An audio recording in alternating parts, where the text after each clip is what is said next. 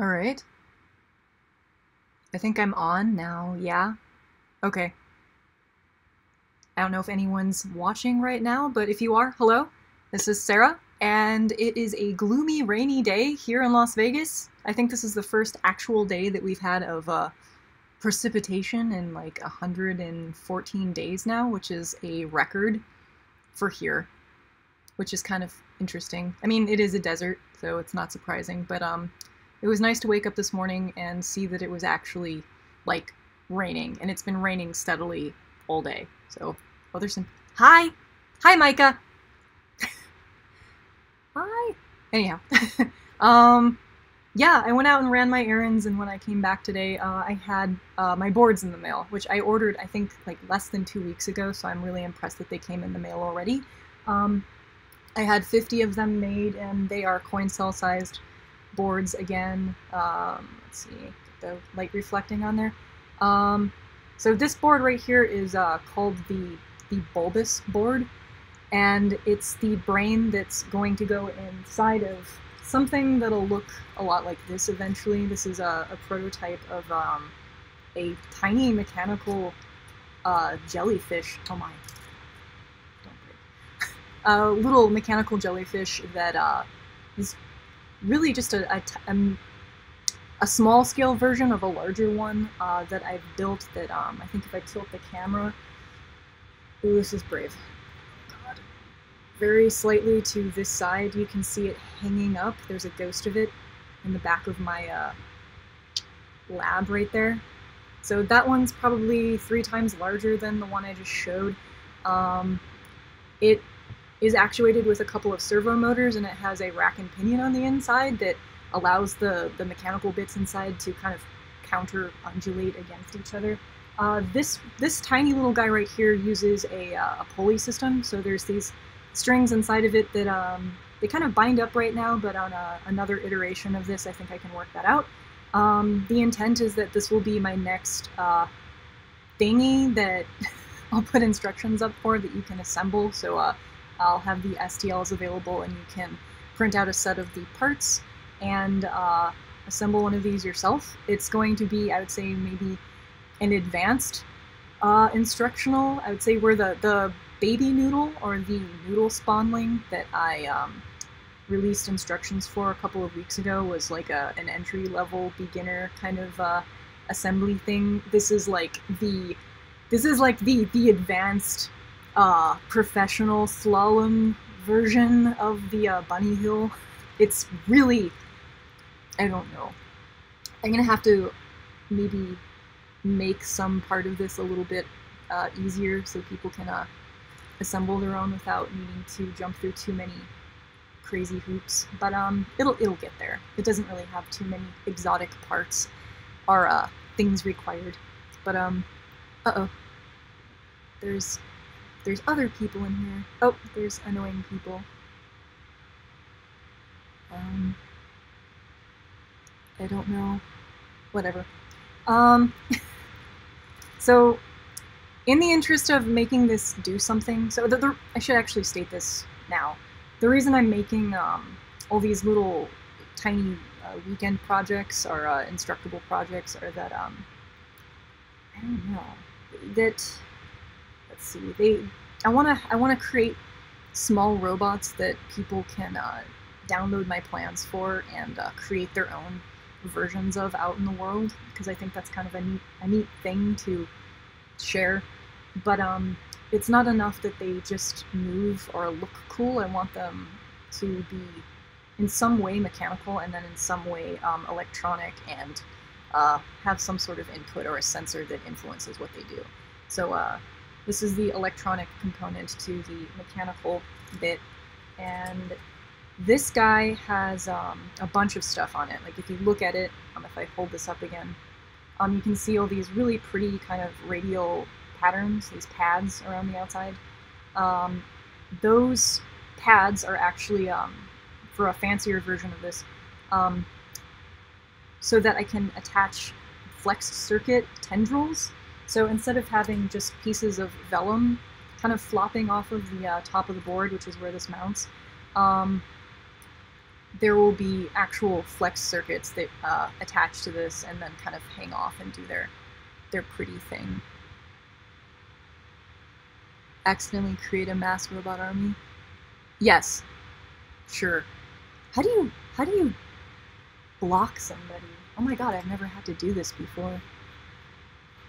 Hi! Hi everybody else who's here now. Wait.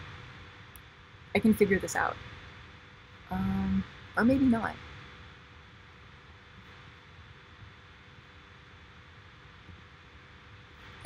It's not worth it. Or wait, or maybe it is. There. Okay, that's better. Sorry. So anyhow, so tendrils attached to the outside, that's what all those pads are for. Until those fancy flex circuits are designed and made, I'm just going to attach I don't know, the lighty bits. I should explain this better. The point of the jelly, I can explain that first and then I'll explain what the board does. They'll probably make a bit more sense. So the way that the brain board is involved with the mechanical jelly bit, it's obviously not driving any motors or anything like that because I can't fit any motors very comfortably inside of this, and that would also make getting this thing to move, I don't know, a little bit convoluted and probably a bit more expensive than it needs to be. So the board doesn't involve the motion of the jelly, however, it does have a tiny little color sensor on the center of it, and the tendrils actually connect some neopixels or some just color LEDs to this board, and the two elements relate to one another, and that whatever the downward-facing color sensor sees, like whatever light it sees created by the LEDs that are attached to the tendrils, it then tells those LEDs what color to change as a result of what it's seeing, and it will create sort of a feedback loop. So say it looks down at its own lights that are kind of hanging from the jelly and sees red, then it will tell the lights, oh, I see red, so slowly change green over like this many seconds. And then when it sees green, it will maybe do the opposite. So the goal is that as you actuate this, and the tendrils kind of move and shift and change color, it'll be creating motion that's, or it'll be creating color that is informed by its own movement, so it'll create kind of this loop. But that's all it do. That's what this board is responsible for pulling off, hopefully. Yeah. So there's a tiny little thing, like in the very center, that says cone, and that's for its one cone, because it has one little color sensory chip thingy in the very middle there. And then there's the programming header pin thing. There you go, you can see that. And a really, really tiny Atmega 328 package. It's like one of the really, really small ones that has all the pins on the underside that I'm going to probably have to have Mark come in here and help me with if I can't get it on my own, because I'll have to probably employ the hot air rework to get that chip to stick.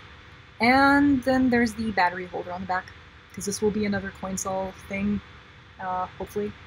And again, this mounts at the top underneath these tendrils. It kind of clips into place if I hold that up. I have one of the other marshmallow boards in there as a placeholder. So that's what it do. Oh yeah, and additionally, I'm kind of bummed that I don't have them right now, but in between each of those little tendril attachment pads is a really small UV LED, or a placeholder for a UV surface mount LED. They're expensive. Like, if you ever want to design a board and use ultraviolet surface mount LEDs, they're like $1 a piece, which is expensive for tiny little pieces of dust. You can get away, however, with using blue LEDs, kind of on the purple end of the spectrum. Those will also make blacklight material or fluorescent material glow, which if you hold this jelly bit up and under a black light, all of the yellow bits do fluoresce, which looks quite nice.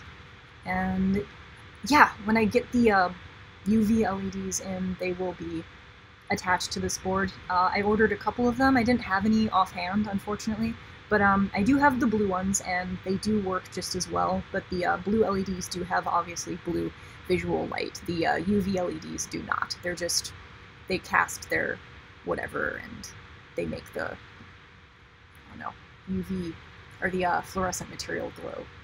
So, blah. Anyway, without further ado, I have my list of material here, and my box of materials, and I'm going to go down my list, and I'm going to attach all of the tiny specks of dust to the board piece. And I'm going to go ahead and switch my view over to something more important, like that. And I figured out how to make the camera not zoom back and forth awkwardly, trying to focus on stuff. Unlike my last assembly video, that was a bit rough. But before I dive too deep into this, I'm gonna check the chat real quick. Hi to everybody who's just now joining me on this rainy Monday. How's Noodle? Noodle is doing well. He's behind me. I'm gonna start working on the first meditation of his new walk gait soon. I keep saying soon, but like really it's going to be soon. I have a couple practical things to get done this week before I dive into it, but he'll be walking. That's the next point of focus. And yes, I did take a lot of cues and inspiration from the Festo jelly. I think back when I was in college, that was one of the first mechanical things I saw that I was really inspired by, that I wanted to, I don't know, study and replicate. Weirdly enough, I also got a lot of inspiration from those IKEA lamps that explode outwards when you pull on the spring or the string, and then they can expand back inwards. They kind of look like they're exploding in big spheres. I don't know if any of you have seen them. Let's see. Click on the dot. Oh yes, I did click on the 3 dots. It's funny that people go through the effort to spam. And where does the taser go? Oh man, I don't know. I don't know. I need to move away from tasers. No more dangerous things for a while. That stressed me out. The taser is actually like a trophy back on my bench. Like I'm using Mark's bench again. Like this whole area right here is Mark's because he has a microscope. So in the occasion that I do need him to attach that tiny little chip to this board, he's gonna need that. Otherwise, I would be using my bench, and my bench proudly has the taser bottle, like, right above it. Let me see. Do things happen? Yes. Yeah, the tiny profile SMD things are a pain. Like, I can pretty much hack anything else, but those I don't know, Mark works his voodoo, and I allow him to do what he's good at.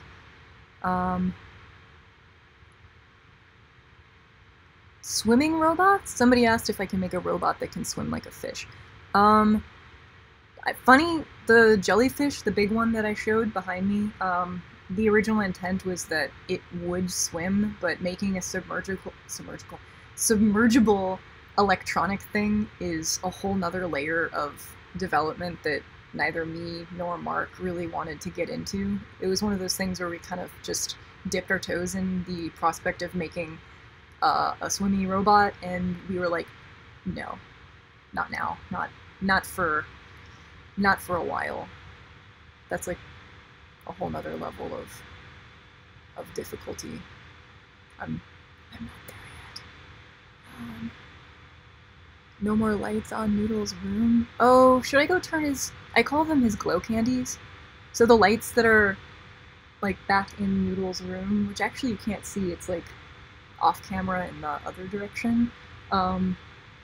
He collects like Christmas lights, or just lights. They don't have to be Christmas lights.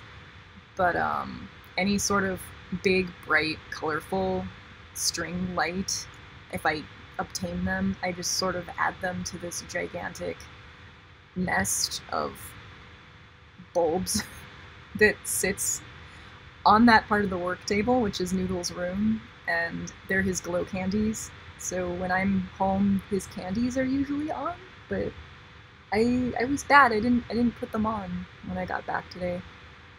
No, I'm a bad mom. Put a flamethrower on a jellyfish that doesn't make it. Oh. Flamethrower jellyfish? I don't know. If it was like a sky jelly, a flamethrower jellyfish would be kind of cool, but... Oh, thank you. Thank you. I don't know.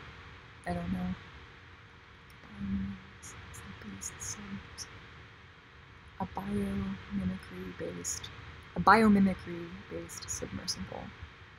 Yeah, the Fester one is definitely takes cues from biological motion, like the actual motion of the jellyfish for sure. But most of their stuff, I think all of their projects, their robotic projects they use like biological movement as their inspiration, or at least a point of departure. Anyhow, I'm gonna dive into this, but I wanted to, peek my head up and see how everyone's doing. Anyhow, hi everybody. Thank you for keeping me company again. So I'm not gonna go in order because I don't know. I'm just gonna pick something out of here that looks like a low profile part and attach that where it needs to go. So this is a, this thing right here, whatever, is a, what the hell is this? Oh, okay. What? It's a MOSFET. But, what? Oh, man. It's a thing I need. It's on the board. This is one of those 3-pin packagey things, isn't it? Yes. Okay. That has to go right there.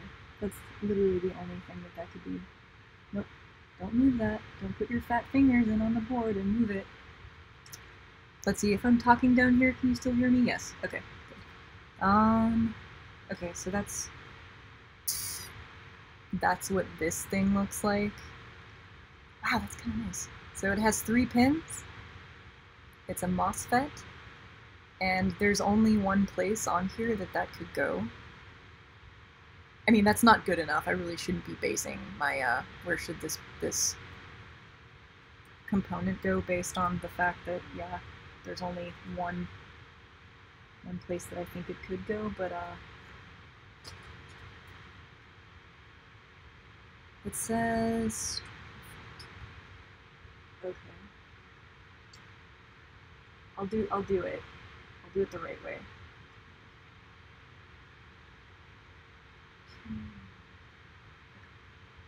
That's Q1. Okay, so my vision is really bad. Well, let's look on the screen. Does that say Q1 next to that 3-padded thing? I think that says Q1. Like right there. I think that says Q1. Okay, I'm pretty sure that's what that says, but that should be a 2 and...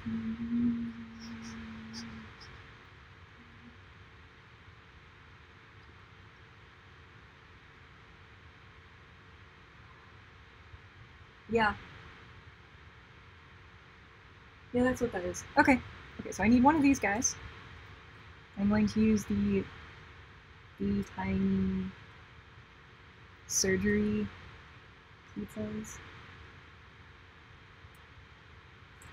to peel one of these out. So I'm using my tweezers right now to pry one of the tiny dust specks out of its packaging. So I'm going to peel this back very gently and drop that down on the bench.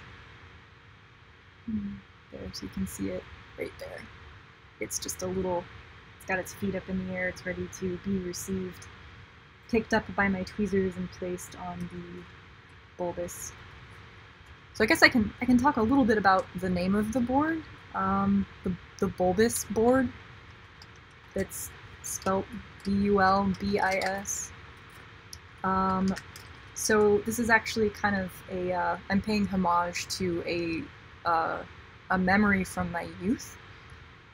So back when I want to say I was 15 or 16, one of my best friends from my inner circle took me and my closest friends, there's like maybe 5 or 6 of us, art students back in high school, and we went to this, it's an aquarium here in Las Vegas called Shark Reef, and they have this room at this aquarium that is completely floors, I think ceiling, walls, like the entire thing is like a aquarium, you know, walls, and it's surrounds you with water, and in these kind of, I don't know, all-encompassing, like ceiling wall continuous tank space, there's nothing but jellyfish. So it's like a jellyfish womb that you can walk into and kind of be surrounded by, and it just,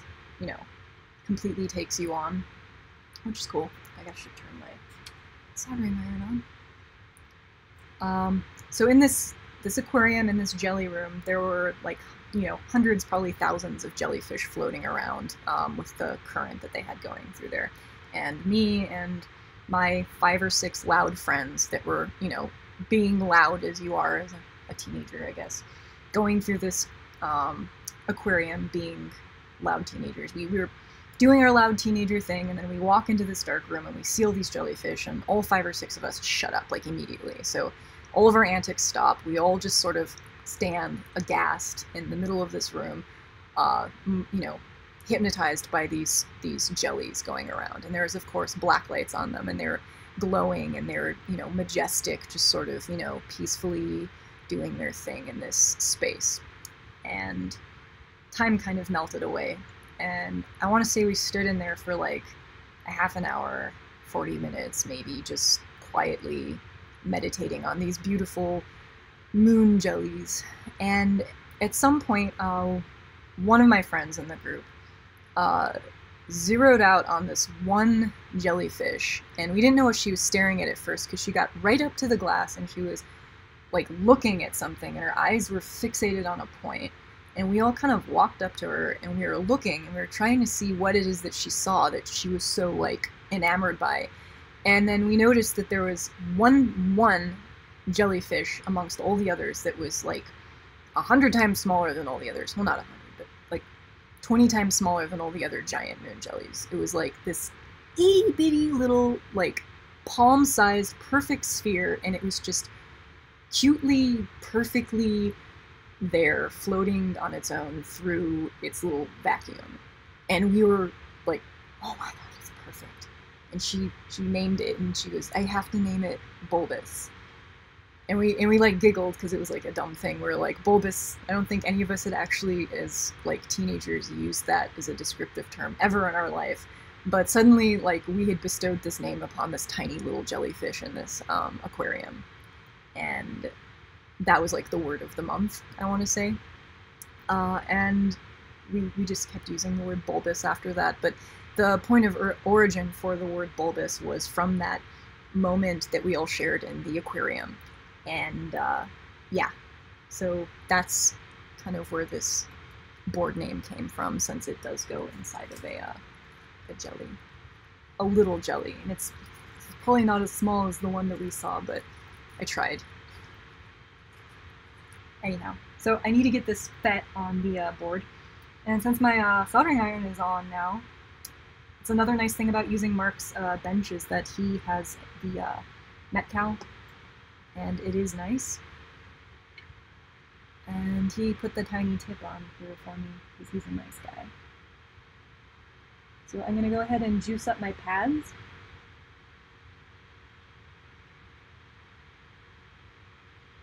I was told that that's sometimes a good thing to do.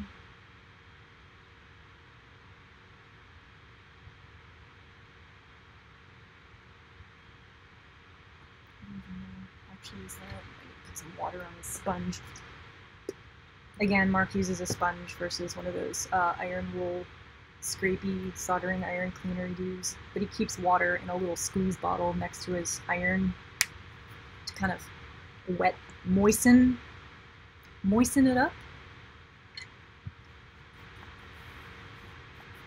Anyhow, so I'm gonna put my first tiny bit.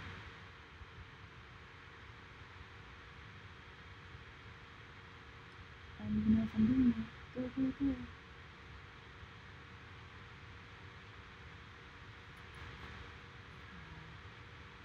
Okay, whatever. I gotta flip this thing over. So Mark showed me this interesting technique with flipping chips over, or at least how he does it. Because if you've ever done like surface mount soldering, when you pull all the tiny little like resistors, or it doesn't matter for resistors, but for like LEDs, like when you pull a whole bunch of them out of their little blister package reel thing, and they all just kind of go in a pile on your bench. Some of them are right way, like one facing one way, and some are facing the other way. But you need to find out their polarity first, which is usually indicated by like a little T thing on the bottom, and they're really difficult to like flip over individually.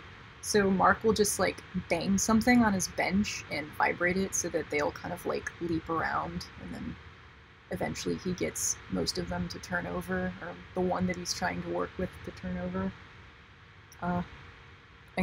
What are you guys all saying? What are you guys talking about?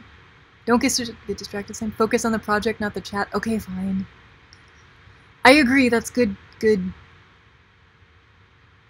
feedback. So I'm gonna stop regaling you with stuff, and I'm gonna focus on the work. Because yeah, I wanna get this thing actually doing something tonight. So the assembly of this thing will extend beyond the putting of the pieces on the board, and will involve actually putting some code on it, hopefully. Because yeah, I would like to at least put power to it and see that it glows and does what it's supposed to. With the LEDs.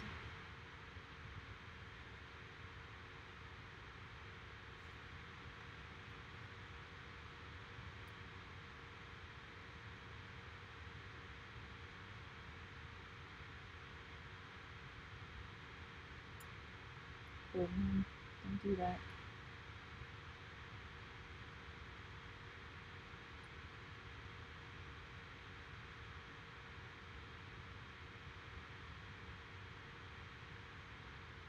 God, I can barely see what I'm doing. Usually was not a good part to start with.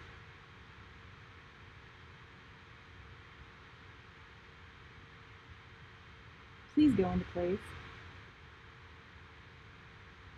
Okay, so I'm trying to like scoot this where I want it to go and hold it.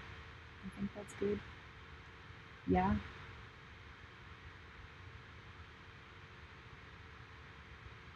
Oh, is my vision getting that bad? Maybe. I mean, I guess I do technically have the microscope view. The other thing I'm worried about is there's this pin. Oh no, that's just the thing that's supposed to say Q1. Anyhow. Okay, so that pin is on. Next pin. That one's on.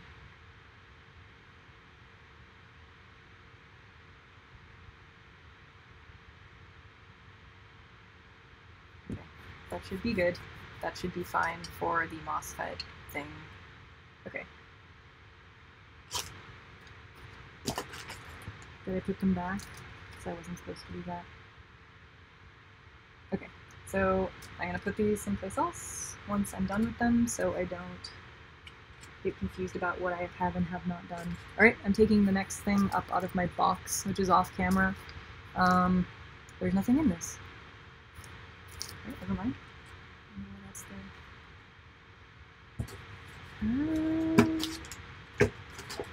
Okay. La la la. Okay, this is a these are resistors, and they are 100K. Okay, so there are two things on my list that need 100K resistors. They are R2 and R3. I don't know if you can see that on the board. R2 and R3. La, la, la. That is... I think that's right here. I believe that's what that says. And they're kind of next to my MOSFET. Oh my god. That is so small. Why did I do that? Yeah, that's R2 and R3. My goodness, I apologize.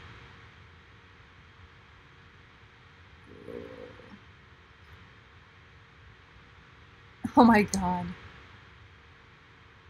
That says R4 and R5, R2 and R3. Okay, so those are those two. So these two right here, next to the MOSFET, are going to be my 100K resistors. And yeah. See, this is going so much more smoothly than last time. So I'm gonna drop these two guys, 1, 2, I think this is off camera, but yeah, push those over. That's those two guys right there. Man, am I really zoomed in. Those two little specks of dust. Alright. So those guys are next.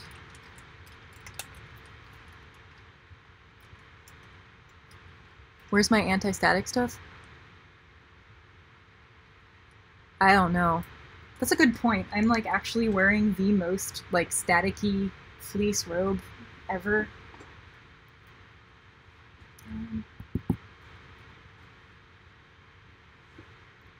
Mark doesn't use anti-static. There we go. Anything? And if by anti-static stuff you mean like a wristband or something, he just always touches like his laptop or something before he starts, and then doesn't wear like fleece robes like I do, and drag his feet on the ground in slippers like I do. And then he has good habits about discharging himself before he starts doing anything. But I still like come up while he's working on a project, and I touch him and shock him. Not on purpose, but I always usually find a reason to touch him that involves killing things.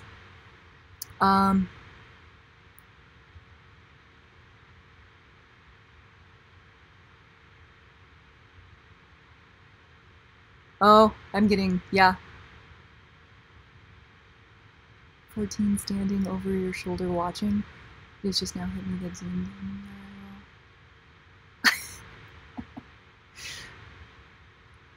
Anyhow, okay.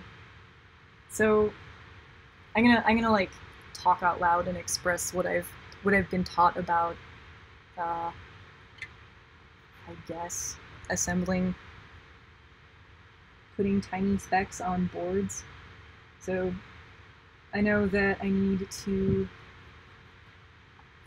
put a tiny bit of solder on one pad first. That's my glue. And I usually, for me, it works out with the left pad first. And then you take your tiny ass piece. That should work. And then holding it in the appropriate manner, you then heat up your bit of sticky that you put down and you slide it into place. And once it's on the pad, then you remove your soldering iron, the solder cools, and your component is tacked in place. And hopefully not your tweezers. Okay. So I gotta rinse and repeat with the next one. Do that to the one above it. Heat up the little bit of sticky that I put down, the solder, slide the component in place, let it cool, and then it's where it ought to be. And then I usually go and I press down on the component and then heat up the solder again so that I make sure it's flat. I have a tendency to leave gaps between the board and the component because, I don't know, I'm good at that. fantastic at somehow attaching them so that they're not flat or flush with the surface. I don't know how I do that, but I do. At this point, I'm going to then, now that it's tacked in place, I can solder the component to the remaining pad. Pad, the pad, and then feed, and feed, like that. There. Is that better?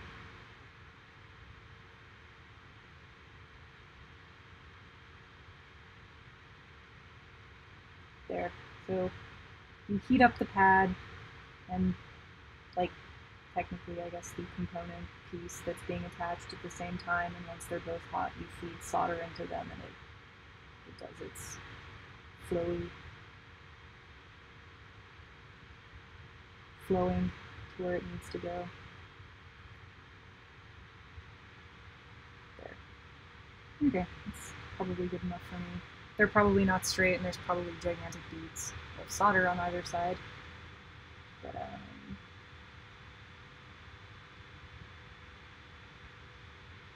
that looks good.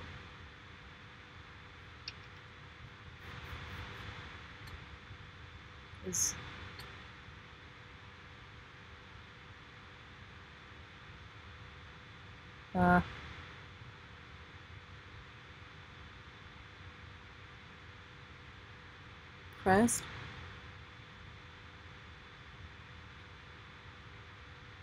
It's a feature, not a bug. Hi, Adam. I don't know. I try to do it the right way. Like, I was at some point in my existence, probably like 5 years ago now, taught how to do this well, and I've been more patient and I don't know what's the word. I've cared more in the past. Not that I don't care now, but and I'm trying to get them perfect. I don't know, maybe my eyesight's just going sour, but it's difficult for me to see them, and I'm just trying to kind of get them in place and get the technique down again at this point, because it's been a while again since I've done these. Actually, the marshmallows that I was working on, that I've sent out into the world, were good practice, because I've assembled, like, between Christmas and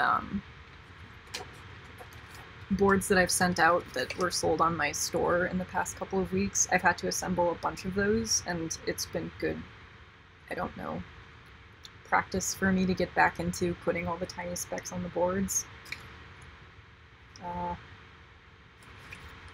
But it's still not good enough practice for me to probably get that tiny package chip on there, because that's like a different level of, I don't know, expertise that I haven't, like, achieved yet. Even when I used to do this, or I was being taught to do this, like, I think I only successfully got one of those tiny-ass little Mega chips on there, like, once, and it was, like, luck. Every other time it was, like, me going to someone else and asking if they would examine it and fix it. Okay, so I just did the 100k resistors. I am now going to do the 10k resistors next, and I believe there is one, and that is R1. And I believe R1 is, I don't have a reference. C1, R1, R4, and R5. So R1 is, I'm going to point to it with my tweezers so that you can see where I'm moving into next. It looks like it says, in this order, it says R5, R4, R1, and C3. That's referring to these sets of pads right here. And that would indicate to me that this set of pads right here is the R1, where the R1 resistor is supposed to go. I know this because I had to make the executive decision to relocate these titles because they were originally below and next to the pads, but I wanted to put the Bulbis title right there, and they needed to get moved. So yeah. But anyhow, I apologize to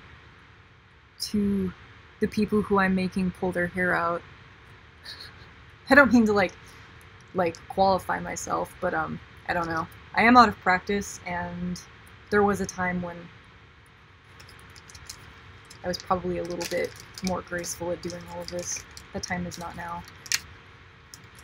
What is this? That's not a 10K. What the hell? This is a 10K resistor array. That's not what I want.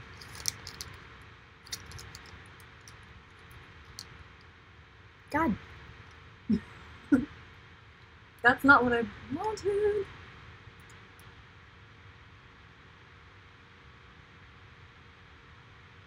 Okay, I don't know what these are. I think he grabbed these, or I grabbed these out of the bin, but they're not the right thing. Okay, so I'll have to go call Mark on that. So Mark in his lab has this big, like, I think he went to some surplus store back in Silicon Valley, back when he worked there. I forget the name of it, but they had like gigantic reels, or bins of reels of surface mount, like resistors, of like weird values, and I think they're like $1 a reel or something, like some stupid low price. So back before he moved home to Las Vegas, he picked up like a bunch of stuff. Ooh. So he has this huge reserve of like resistors, just sort of hanging out here in the lab. So for most of our projects, we can just sort of take from that. But I have to dig through everything to find places of 10K. Okay, so I don't know why that was in there then. Why did you throw that in there? These are resistor arrays, so it's like there's like multiple pads on each individual one of these, like 4 on each side, and then these are just normal resistors. I don't know why these got thrown in there. I probably grabbed them on accident. Whatever, doesn't matter. Anyhow, and then he made these cute little cartridge things for like the reels that go inside. They're 3D printed. I'm gonna poop out one little resistor. Go right there. Okay, so this is my R1.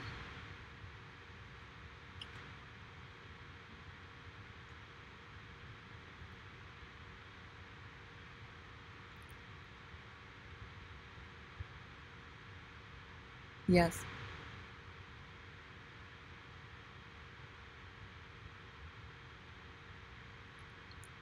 Yeah. I should do that first. How does he do that anyway? I think he uses the hot air thing to put, I don't know. I don't remember. I'm not gonna say anything. I'm just gonna sound like a raptor screaming if I open my mouth and try to assert some knowledge regarding something that I really don't know very much about, like how to get that chip on there.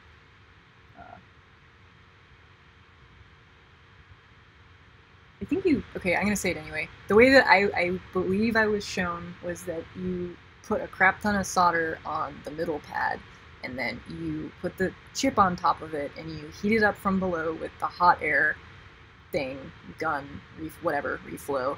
It heats it up, and then the surface tension kind of attracts the chip in place and holds it where it needs to be, and then it lines up all the rest of the pins. Those, of course, you have to put solder on too, so that they do what they're supposed to. So you can't like flood them with solder.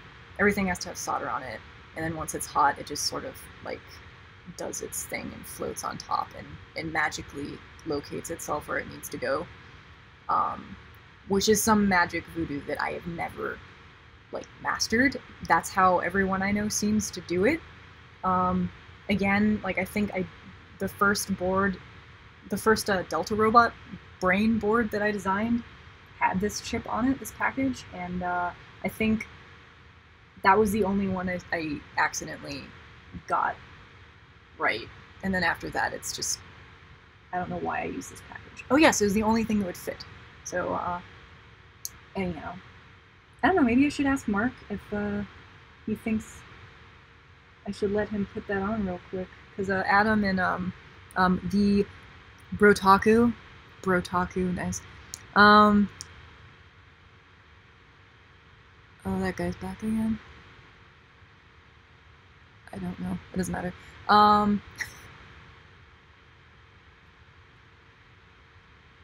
You guys are probably right. I should probably put that on first, because if he is going to heat the thing up from the bottom, it's gonna probably affect all the other stuff that I've put on the board.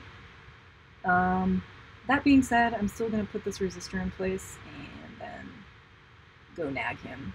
He, again, is watching Stranger Things, the second season, because I won't let him watch it in front of me, because I still haven't watched the first season yet. Because I'm really bad at watching shows.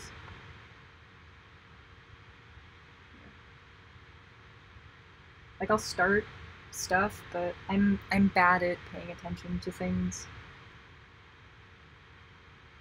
But I will occasionally binge watch seasons of things that I like enough, like Rick and Morty.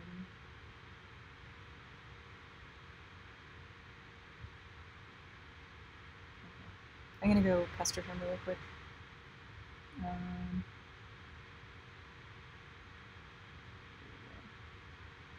So this really weird thing happened to me today. Like so I got my hair cut today, which is like a maybe twice a year thing for me. Like I don't get my hair cut that often, and I had to find a new hairstylist, which is a really scary thing to do for me, I guess. I don't know. Like, getting a short haircut as a chick kind of sucks in some ways, because I don't know. It just does. Just take my word for it. It's a scary thing to do, because it can look good, but it can also go so bad sometimes. And I started with I tried somebody new on referral from my mom, and I went and I got bangs. I ended up going in. Actually, I intended to have bangs. I was kind of going for the more Vulcan-y look this time around. Not that there are there blonde Vulcans? Is that a thing? And I ended up with the short bangs like I wanted, and the chick actually used this. I didn't know it existed, but instead of using hair wax, she suggested I use hair powder. Has anyone heard of that? It's a weird thing. But yeah, I'm gonna ask Mark about that chip. I'll be right back.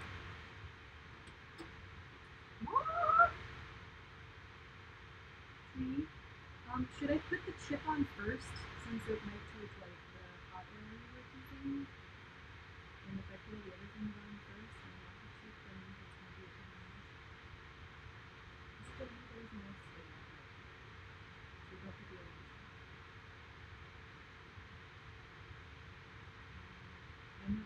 Should I try to put the chip? Should I try? I know how. You can put stuff on like that, and then you put the chip on, and then you heat it up from the bottom, and then you just sort of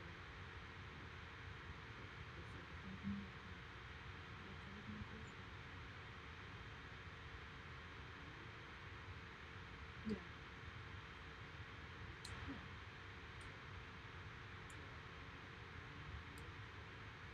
Yeah.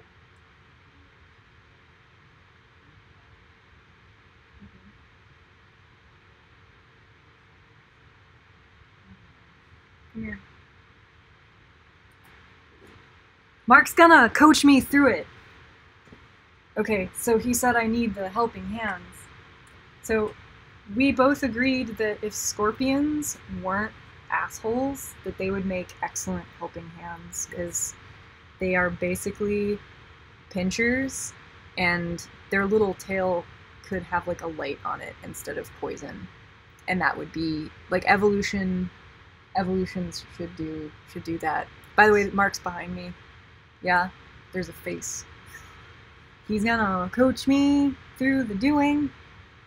Okay, so I've got my helping scorpion. Oh god. No, I don't. Yeah. There's nuts falling out. What the fuck was that? I don't know. Don't worry about it. What if I need? Get a magnet and get it back. All right. Okay. So, but I don't want to disturb the board. All right. You don't need both pinchers. You just need one pincher to hold the board. Okay.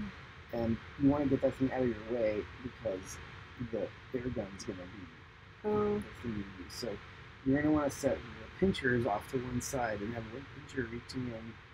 You probably have to adjust your camera because you need to get underneath the board. Oh no. So you're gonna want to raise the camera up to like toward your necklace area. Oh no. Oh no. Wait, what? Okay, so yeah, maybe set it on the tape. I've got this. This is what tape's for. So it's for adjusting your camera's your height. solder station out of the way. So put this. Sorry, guys. There you go. Okay, so put this here. That's okay. Probably good. You want to refocus it or something. I'll turn autofocus on for this part, maybe. Well, okay. Or maybe not. Okay, so if I take this and I hold it with my Alright, so Ninja. Before you get too comfortable, yeah. Usually, what I do with these DFN parts is what they're called. So DFNs have no pins hanging out. They're just little pads on the side of the chip, and that's slightly underneath the chip. Yes. And there's a center pad, which is the thing that is its heat sink, and you kind of want to get solder on that. Yes. So the thing is, that's underneath the chip, so you can't like add solder. You have to pre-add a little bit of solder, put the chip on top of that, and hope that the heat melts it. Oh gosh. Okay. So you're going to you're going to tin that pad just a little bit. You want to use as little solder as possible. Like it's enough so that when it's sitting on there, it'll make contact. Like. Well, you're gonna have to level it. So, yeah, let's prep this. So go ahead and add just a little bit of solder to the center. Okay. Not a whole lot. Like that. One more. No more. All right. So that's like a little layer of solder. So you have to level that out because you're going to sit your chip on top of that. So you don't want it to be like a pillow. So generally what I will do is I'll use the heat gun right now to pre-level that. So clip the board into your little helping hand. Okay. Lower that down a little bit because you're going to blow on the top this time. Okay. So you're going to do that. Okay. All right. I'm gonna autofocus, but you're gonna take this heat gun. Hi, Marble. Yeah, go gun. All right, I'm gonna use this heat gun, and I'm gonna melt that solder. I think we're gonna make smoke.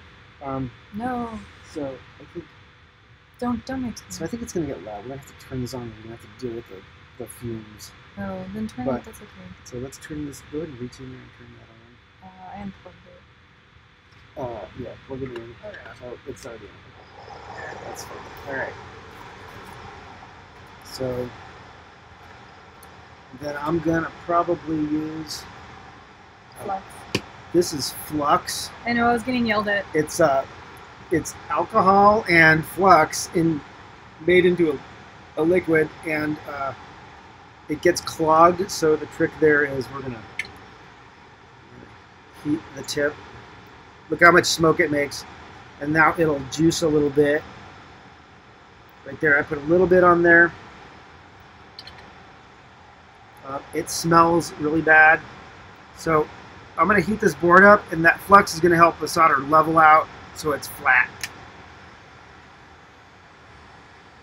It's going to take a minute or so.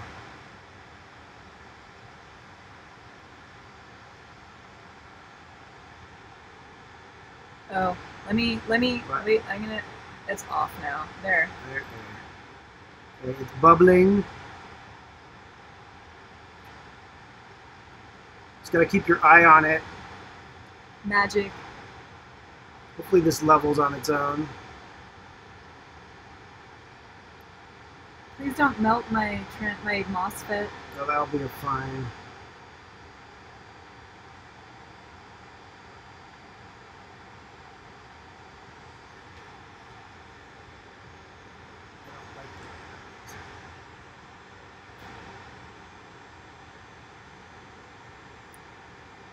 That's probably going to be good. There it goes. All right.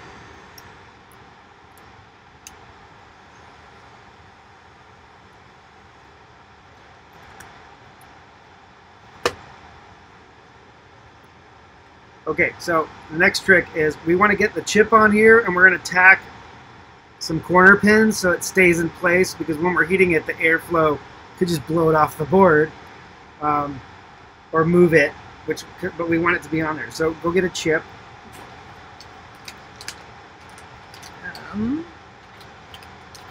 That's not the chip. That's the chip. All right. Carefully open the box because it's a tray. So put it down on the table. There you go. Open that. Lay out your flaps. Don't let it move. Carefully. Those are brains. Wait, see the brains? Yeah, so we're going to use... Take one. Take one of these. Okay. Fuck. Darn! Don't do that. Darn! Alright, there's a dot on the board. It's right here in this corner. So I'm going to make sure the dot matches the dot on the board. Okay. Ahead of time. I suck at life. Alright. It's drunk soldering with Mark. Alright, so it's kind of where it needs to go. Alright, close that up. Big flap, 2 little flaps, and shut it. Put it back in the bag. Alright, you're going to probably need to do under the scope, tack it down. Oh, Jesus Christ. You can try to heat that up, but if it don't align properly, it's never gonna be aligned. You know what I'm saying? You want me to do it? Or do you want to do it? I want to test this. DFNs are one of the most challenging thing you can do with surface mount. That's not VGA or 0402 or 201 packages. These are like the limit of mostly what you can do with soldering with a microscope. So we're gonna leave this to the expert. Yeah? I'm gonna do this quickly. Yeah. And then I'll get out of your way. Okay. And go back to my antique road show. Oh, I thought you were watching Stranger. I finished Stranger Things. I'm on the 3rd to last episode. Okay. Do you need me to move this for the microscope? Yeah. So set your camera up in a place. Well, I'm going to go down back on the board, so get rid of the tape, put it down. I need to get the microscope around that apparatus. My filming apparatus is being moved. So, here's the tape. Here's the... I feel like the nurse... Okay, so this is gonna... is the scope going to get past that? Have you done that yet? No. So go put it on the side. Okay. Put it in that 45-degree corner. Right there, yeah. Now lift the camera up. Or aim it upward. Does that hinge open up? No? That's fine. Alright. Okay, so this is gonna go... somewhere there. I'll get it. Okay, you'll figure it out. Okay. Alright. Alright, he's gonna do the thing.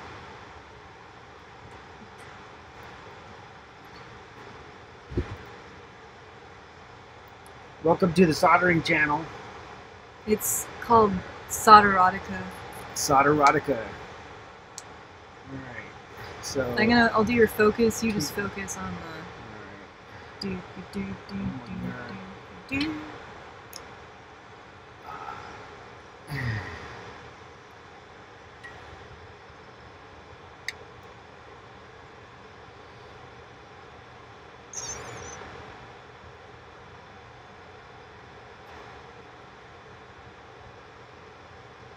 Okay, just remember the camera's there. Yeah?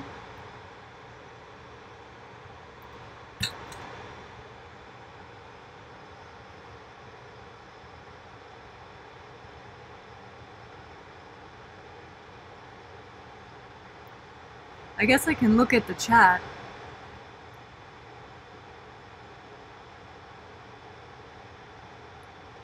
Indeed sounds slightly painful if I got a mind of its own, though.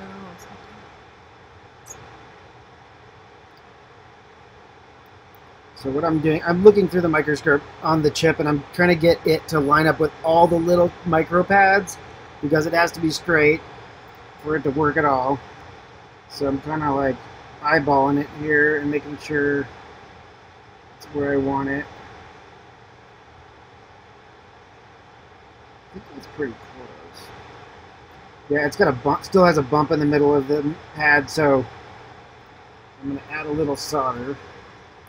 And you have Sarah's using her camera mount for the small solder. So I'm going to add a little bit of solder here.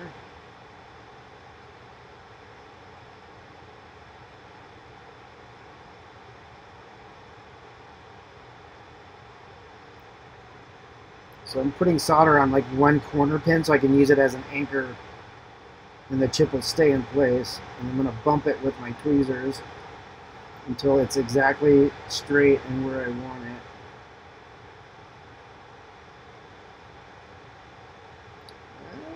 That's looking good.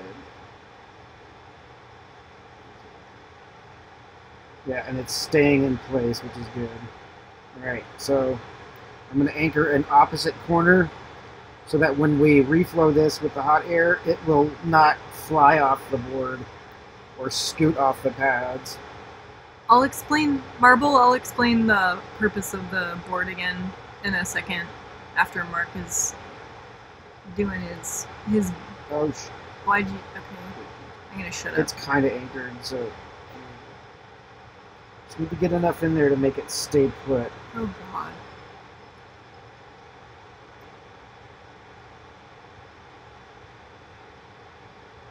I'm just like breathing down your neck.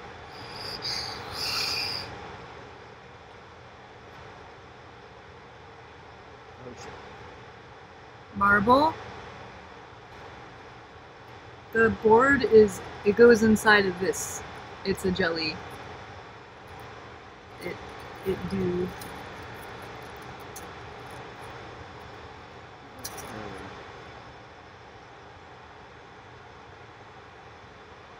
I'll explain exactly what it do again in a second. After, I don't know, I'm gonna be quiet. I feel like if I talk, then I might accidentally blow out air and it will push the chip, like, away forever.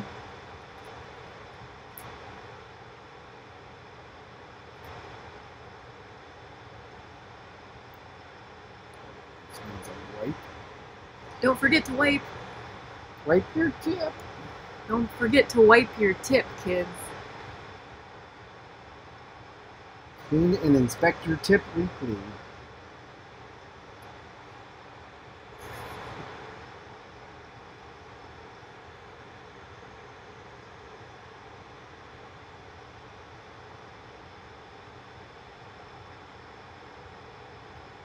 I have solder on like maybe 8 pins, and so now when I heat flow this, I pray that it doesn't move, but it'll the pad that I soldered before will settle down and the whole chip will just kind of align.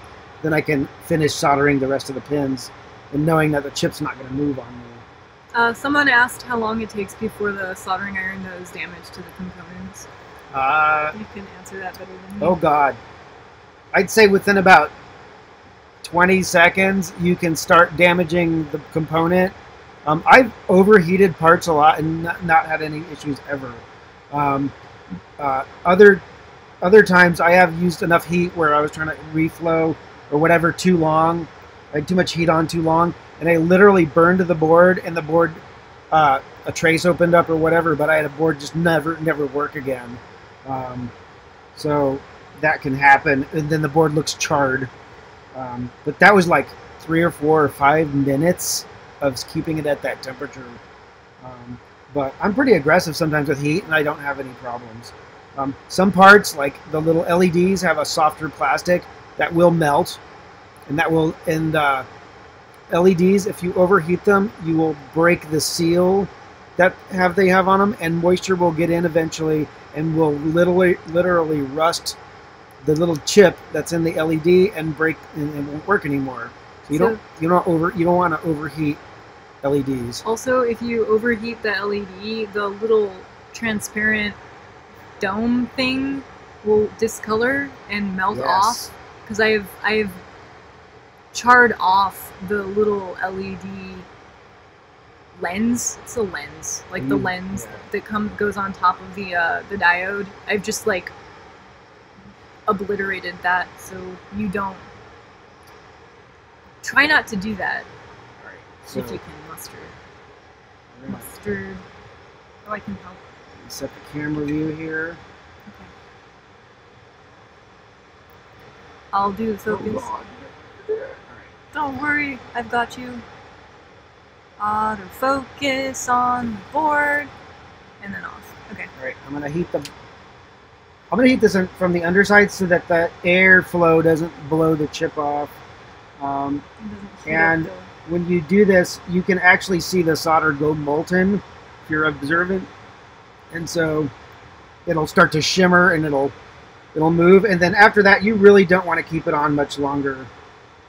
So I'm just trying to get all the solder to kind of level a little bit and make sure the center pad really did get bonded. And then after that, you get the heat off of that. So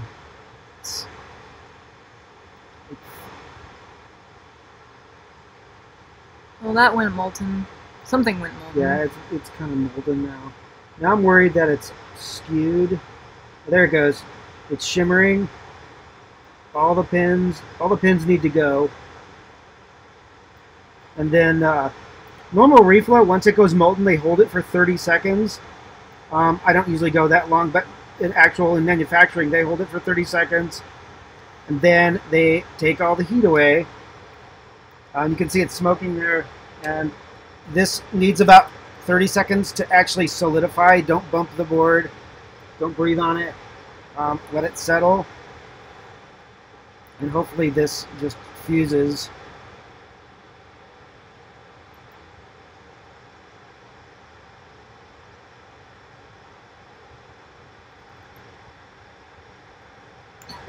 And sometimes you can see it when the solder gets solid again. You'll see it stop shimmering. Like it'll just suddenly flashes. stop. Yeah.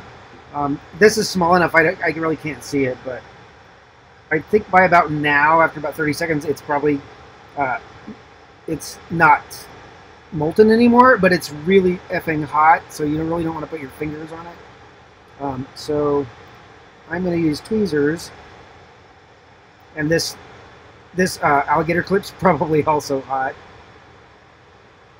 It's very warm, so I'm going to take that and put that back down and get rid of this. And you probably want to adjust the camera. Sure. All right. Is that it? I'm going to look at this under the microscope and just make sure it's kosher. Oh.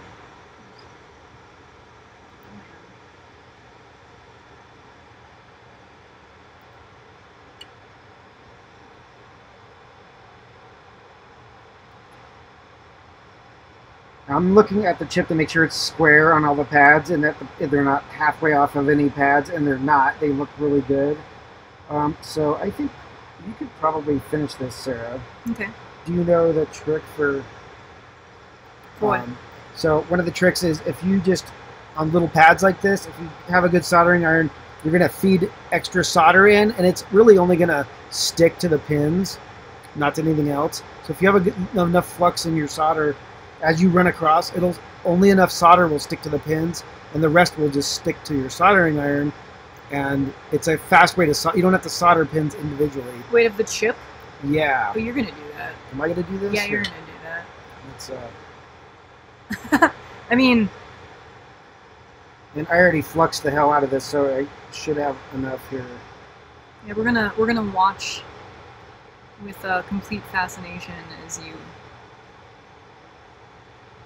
So I'm just going down the row and adding solder, but sometimes you can make a little ball of solder, and then I'm going to hold the board down with the tweezers, and I'm just going to run it down the row like that, and then make sure you didn't bridge anything, but I think I pretty much got as much solder as each pin needed. So if I did this, I would have just bridged everything. Right, I just soldered 8 pins in about 3 seconds, and so if you get good at it, you can kind of solder these chips pretty quickly. So I'm going to rotate it. I would have I would have bridged every one of those. So the trick is you need a lot of flux and then the willingness to wash the boards in alcohol when you're done, because you're using a crap load of flux. Yes. So when I took my product photo of my first marshmallow, I forgot to clean the board after I assembled it. I think one of the first times I streamed a board assembly do, and it was all brown and toasty looking, like a toasted marshmallow, and yeah, that was bad. But after you clean them in the alcohol, they do all that brown nasty goop. Oh shit! Yeah. Don't do that. No. So, no. Well, one of the tricks is you take the soldering iron away before you take the solder away, but you have to make sure that it's hot enough to get the solder away afterwards. And it's a trick of getting more solder under the pins. Okay. Because otherwise the solder wants to wick under your soldering iron. So I was doing that and it was sticking. So that's why I looked like an idiot. But I actually had a reason. But I can see my soldering iron has like a big ball of solder on it now, which is what I want. And I'm running it down the pins. And I have a couple of bridges, and I'm going to try to get those off. There, I had it.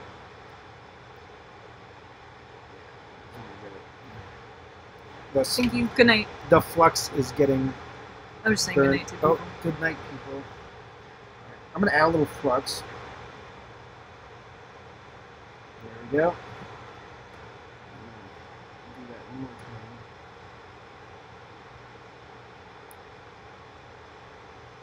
Oh my. I think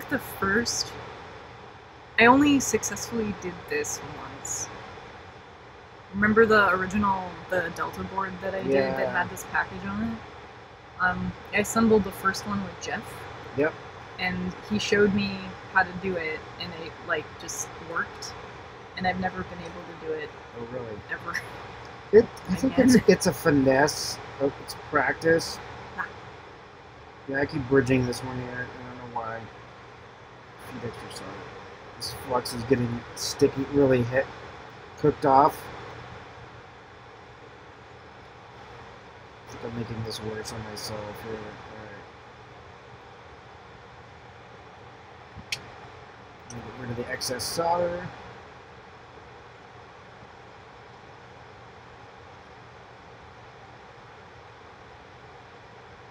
I think I got that.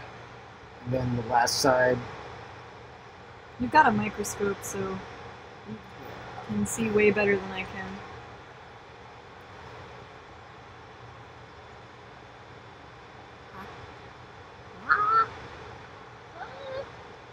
Yeah, that was easy. Alright. That was the side I started with. Alright, once we clean it in alcohol, we can inspect the pins again and make sure we didn't bridge anything. But that's basically how that works. I'm going to let you do the rest. Yay!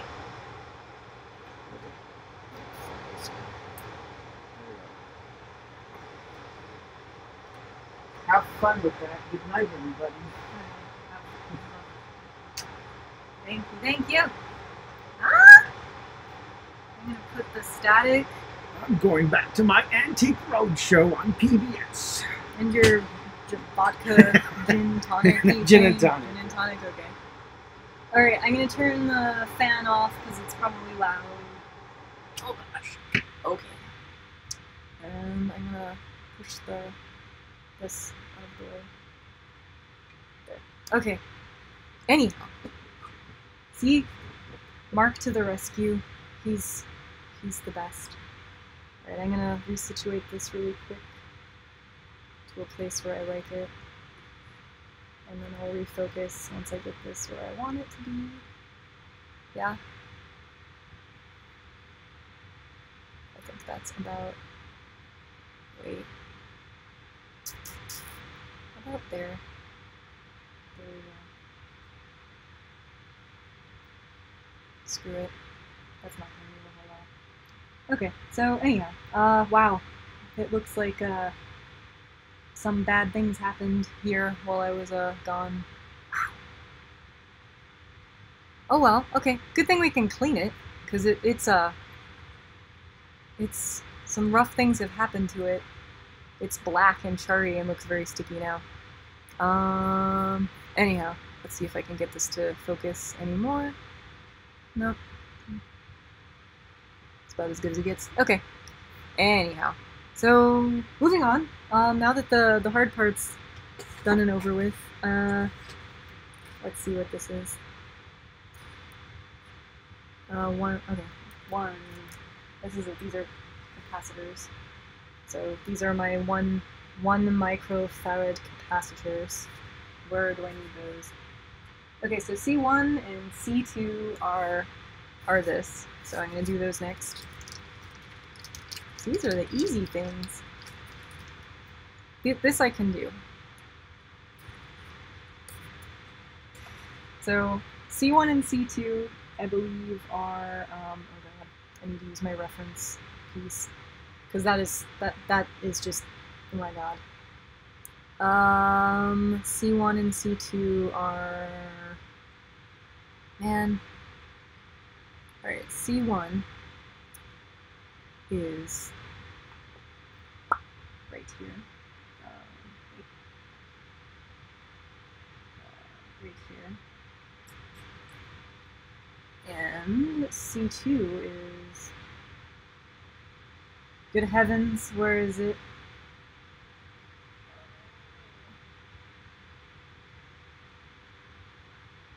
Can anyone see where C2 is?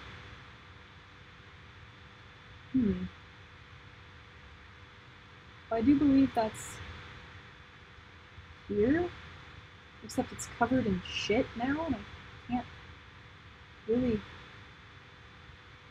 Huh. Okay, somewhere in this black area right here that looks like it caught fire for a while, there is my C2.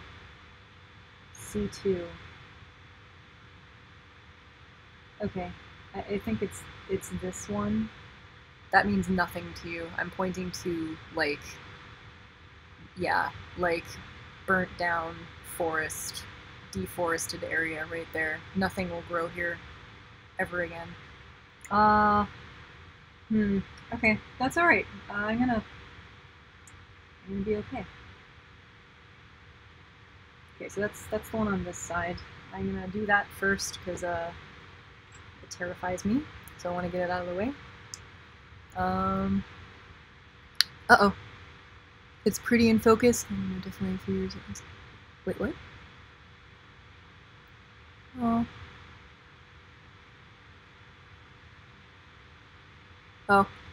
Bye! I'll see you, Brotaku.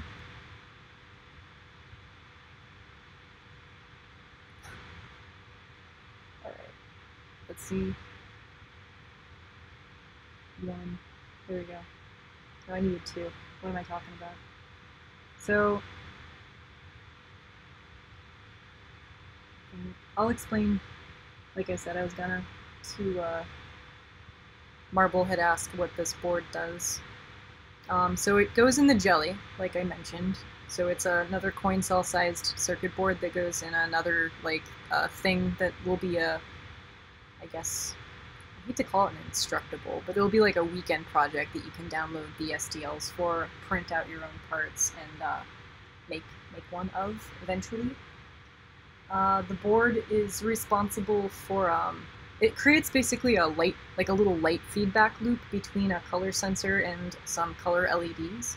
The LEDs influence what the color sensor sees, and then the color sensor influences what color the lights change to, and as the whole thing moves, the color of the LEDs is descriptive of the movement of the jelly, and the jelly itself is pull string actuated. So that's what that whole project involves. I'm gonna do more resistors in the darkness. I feel like I should be listening to some Dragon Force or something while I put this capacitor on the board. These aren't resistors, these are capacitors. So I know there's a pad about here because I can kind of see it.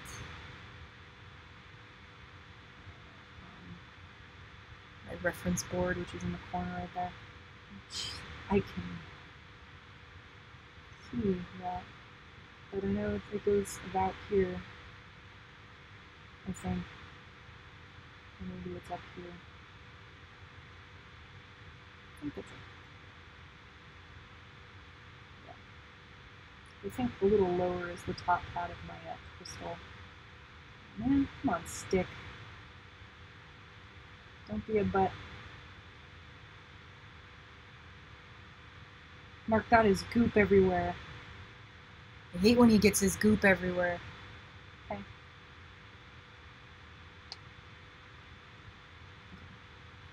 So I think these three right here are the pads for my crystal. Not that you can see that. I can barely see that. Good heavens. Okay. So I think I got one of the pads of the capacitor in place. It's moments like this that I kind of wish that I did use the microscope, because this is... I'm gonna pick this up. That is chaos. Eh. Doesn't matter. Can you guys even see what the hell that is? Can you see? Can you make out what's going on there? Focus. Because I can't. Yeah, it's just a nightmare. The pad looks gone? Did we completely wipe out a pad? I hope not. Man, it's okay.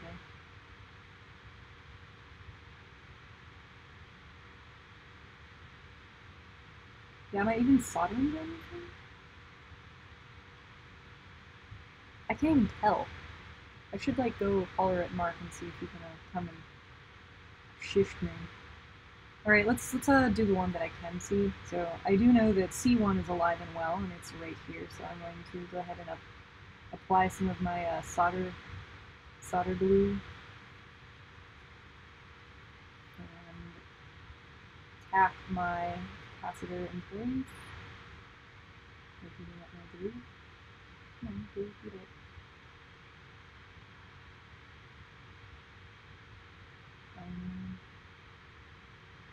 Come on. Don't be a butt. Come on. Go. Stay. Okay. That should have... No.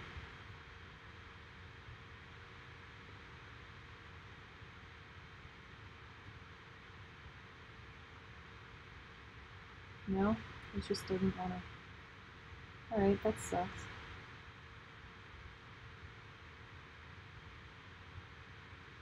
Okay. You go in timeout right there, tiny little piece. Or right there.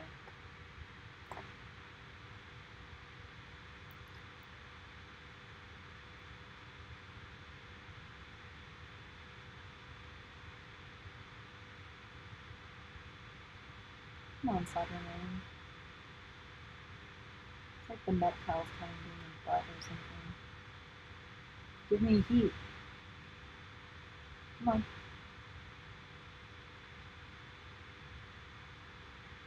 Whatever.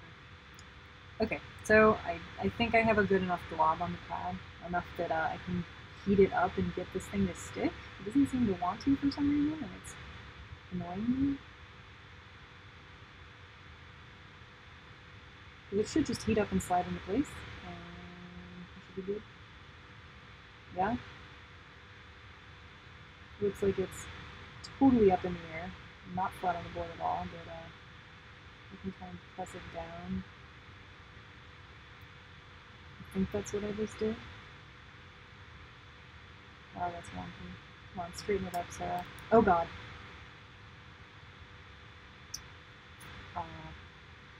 Okay, so I just launched that thing across my bench. It went that way. Anyhow, that happens. need to put the little... Is this what these are? Yes. Okay.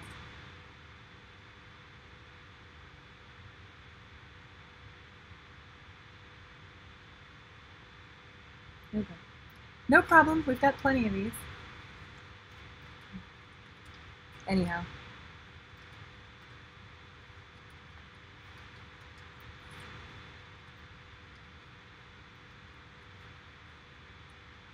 Clean it? Should I just clean it? Time to clean? Oh, I hate cleaning. Damn it. I'll go yowl it. Yowl. Yowl? Yowl. I'll go howl at him. He's watching Antiques Roadshow, but I will go and... Actually, no, I can just clean it. There's a toothbrush and some alcohol in a bucket over at the other side of the lab. So if I can get this thing to just stay in place, I'll go and clean off that end real quick and see if there's a pad left to be spoken for. So hopefully there is. And if there isn't, hopefully it's not a part that's super important. Okay. This is working out a little bit better. Jeez.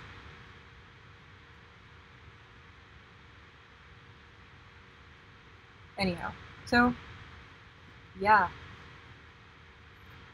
So, it's been a whole week already? No, it's not. It's been a week and a day since New Year's. Our New Year's was a week ago on Monday, wasn't it?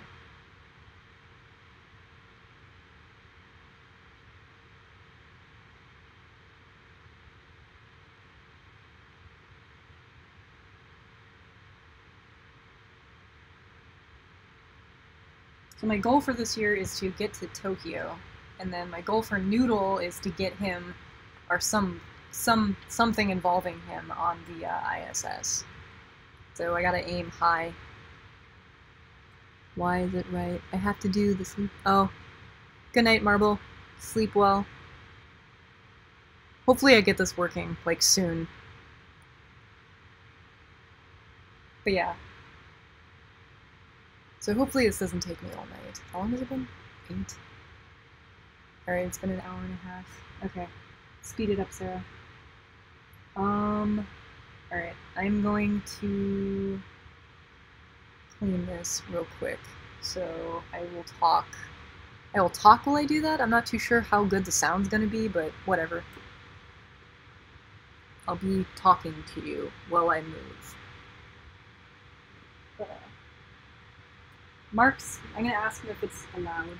Mark! Can I wash this now? There's like a ton of black stuff in there. Okay, so I should soak it for how long?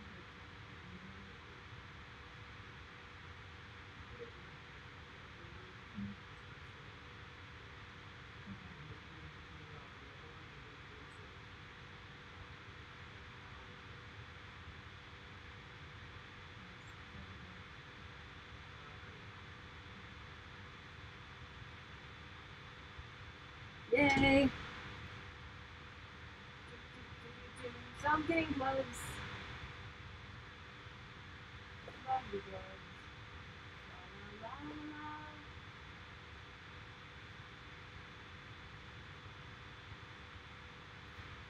la. Okay. Anyhow, I'm gonna switch this back to, what is it? There. Okay, I'm putting on gloves, and to my right, there's this big bucket thing where Mark cleans off all of his boards. It's like brown water. It looks gross. But it's alcohol, and it's a little bath thing. There's a tray in there, and we soak the boards. It eats off the poopy char, and then they look all shiny and new. So when I send out boards that I make them, sometimes Mark makes them, but if I make them, they almost, like, 100% sure, positive, go through Mark's check, like, seal of approval. I don't know, make sure that they're everything looks kosher, and then they get bathed, and then I ship them off. So I know 100% for sure that they're like happy. So he's my DRC in all things. I'm lucky I have him because yeah, like my boards. I was looking at some of my old boards the other day that I made like 5 years ago, before Mark and I like started collaborating, and they're like, I got a lot better since I met him. I'll just put it this way. And I'm still like, I'm sure not like professional grade or anything, but he's taught me a lot. So I'm gonna take this thing. Actually, oh, it's not. I changed the view. I'm gonna take this thing, wash it, talk about something while it's like soaking for a second. I don't know what I can blab about. I don't even know if you can hear me.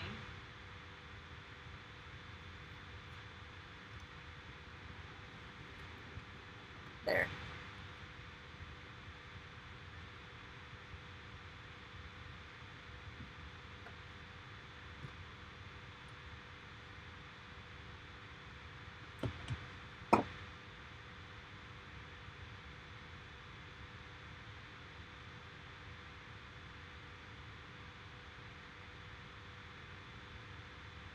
So I'm rinsing this in the brown water.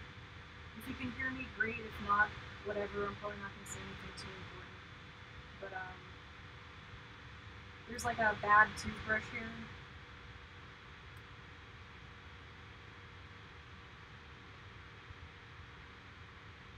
That I can scrub this thing with.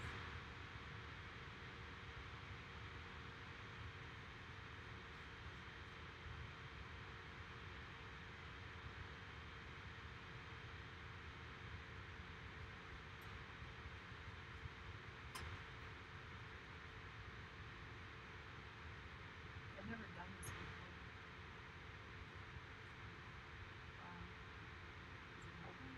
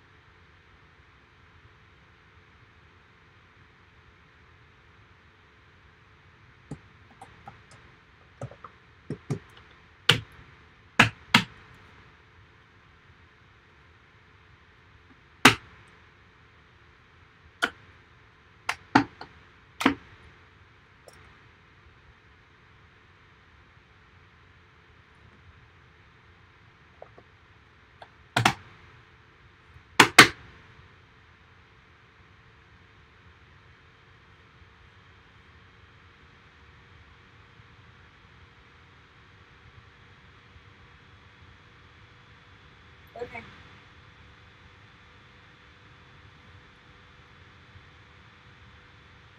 Why is it new? Oh.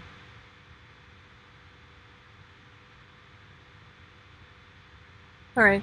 Good night, everyone who's left, if you're still here. Or, I don't know, probably have left already, so it doesn't matter that I'm saying goodbye. Anyhow. If anybody's left, I say hello. Thank you for sticking around. I'm eager to actually get this thing assembled, so I'm going to keep going. I think I fixed it a little bit. It's a little bit better. I can at least see the pads now, and I can confidently say that they are still there. I didn't get all the goop off, but I can at least navigate my way again and finish this thing. I'm gonna switch the, I'm gonna take the gloves off, and I'm gonna switch the camera back down so you can see the status of the board.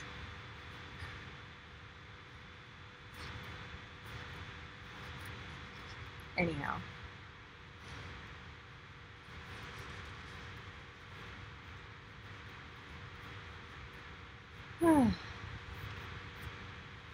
Hello.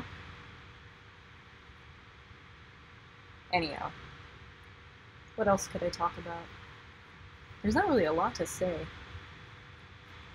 The year's been pretty chill so far. Like, I've been playing, what's it called? Breath of the Wild in most of my free time, and so is Mark.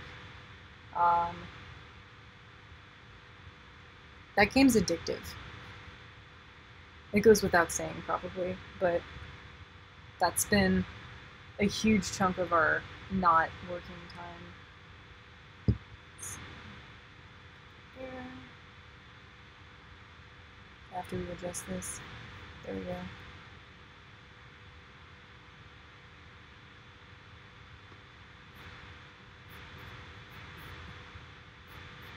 Is anybody else playing Breath of the Wild, or has played Breath of the Wild?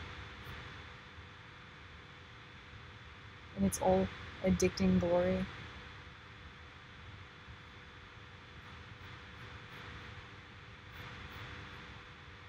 That looks about good.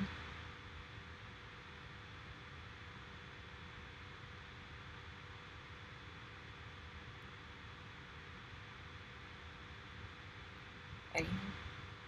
Back to work, Sarah. Okay, so I was trying to get those capacitors to stick. Now that I can see where they actually go, this should be maybe a little bit easier, I hope. So one of them was right here. It looks like I was at least mostly in the correct zip code, at least. Oh god. Why did I do that? Until I did whatever I just did. Oh man.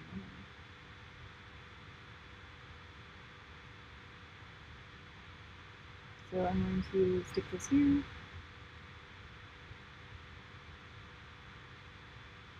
Okay. That's pretty good. All these things are pretty close together. It isn't a big deal, it just sucks.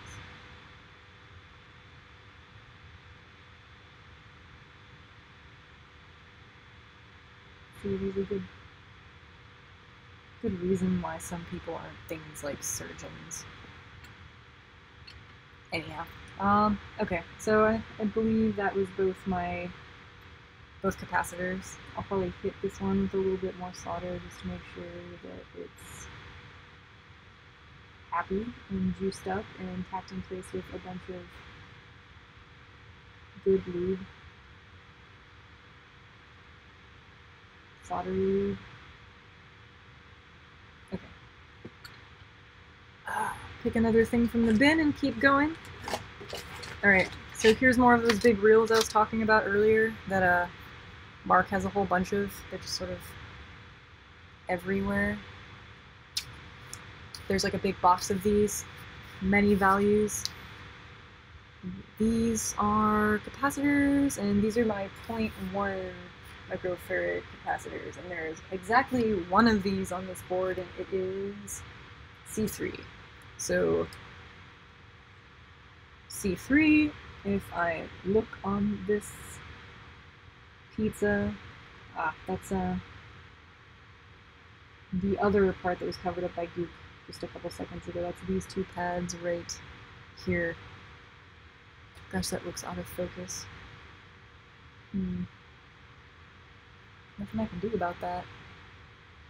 Well, in this relative area, like this big, giant, fat pad that's left there that is kind of liberated from the gunk that was just all over it, this area right here is where that goes. And I think that's like the last of those tiny bits. So after that, I think all that's left are my color sensor, and then there's a crystal on here that I don't think, I think that's a no stuff, so it's on there if we need it, but I don't think it is actually needed, or we talked about this earlier and he said that it's not necessary that I put it on for my test bit. So I think the only thing that's left is, well, there's two more resistors. Okay, so that's probably what those two reels are. So I've got two more tiny parts after this, the color sensor, which is the thing in the direct center, and then I can, I don't think I need to put the small surface mount LEDs on this one, because they're kind of just cosmetic.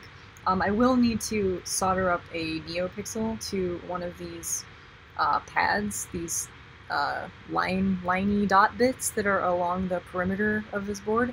So, what is it? Let me grab one of those so I can show you what I'm talking about.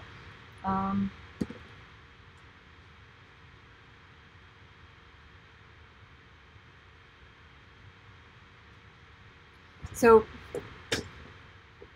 the things that are going to mount on the tendrils of the jelly are these tiny little color LEDs that are on a thin circuit board. And I'm going to attach one of these to each of the tendrils, and then there are silicone wires that go up the tendril and then mount to those pads, those big dotty liney bits that are around the outside of the board.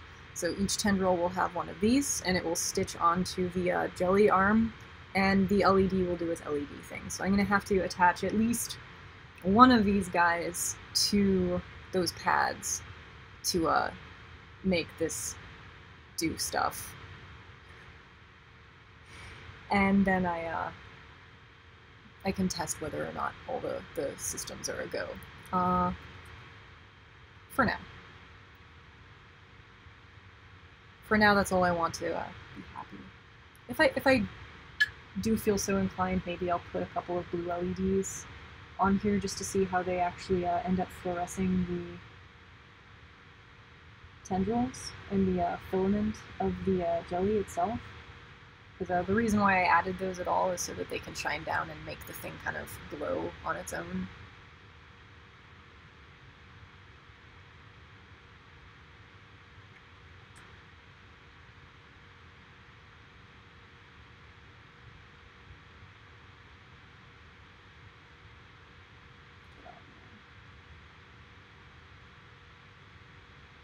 So my dad, I always tell my dad about what it is that I'm working on.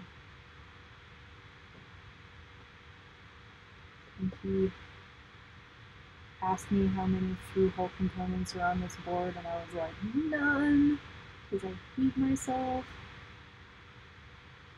There's like something kind of charming about making really tiny things. Because I'm making a big jelly, and it's perfectly fine. There's nothing wrong with it. Like it's like a, you know, decent solid-sized robot, and it works out better because normal-sized motors fit well inside of it. I don't have to, you know, buy expensive, tiny, or cheap, weak motors to try and get it to do. So it made sense to just stick with that scale, but for some reason, like, ever since I made Noodle with the really tiny bones, the Noodle spawnling with the little tiny little, you know, plastic welded joints, now I want to make everything small and just see if I can actually compartmentalize the essence of all of my robots into some tiny package that can be shared with people, if that makes any sense. Because I really like that these are easy to replicate, and if I can pass the STLs on and give instruction, and then I don't know why this isn't sticking. Encourage other people to make them too. There's something kind of exciting about that. For me. Anyhow.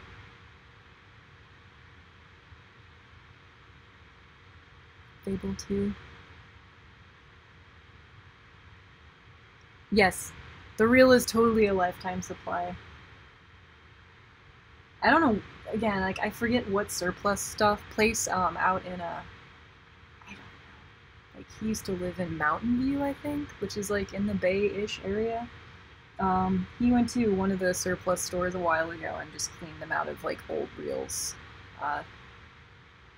But he's been using them forever. I've been using them forever. They're just sort of like community reels. So, get on there. Come on.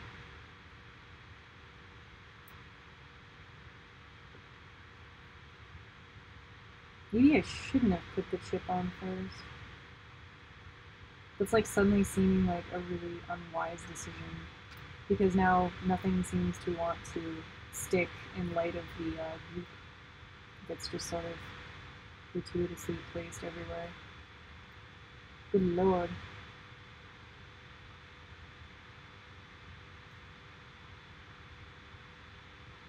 It literally just looks like burnt, like, crunchies. Like if I just burnt, like, cookie crumbs or something, like that is what that looks like. And then half of it's metallic, so it just kind of, it becomes this weird optical illusion. Oh, I totally just bridged those. Shit. No. No! Girl yells at solder on YouTube. Shit. Can you guys see how I just bridged those two tiny pieces of bullshit together? Okay, I think I fixed it. I should totally be using the microscope. Like, that is a decent ass tool that I have at my disposal that I'm just not using. Man. Man! That is a nightmare. Yeah, those are definitely bridged. Those two pins right there are bridged. It's just a big piece of silvery Play-Doh goop right there. I'm amazed that this zooms in so well. Okay, I'm gonna try and salvage this, and if I can't, I'm gonna move on because it's getting late.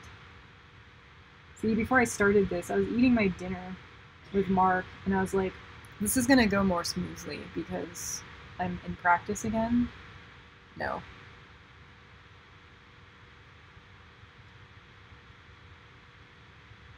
Okay.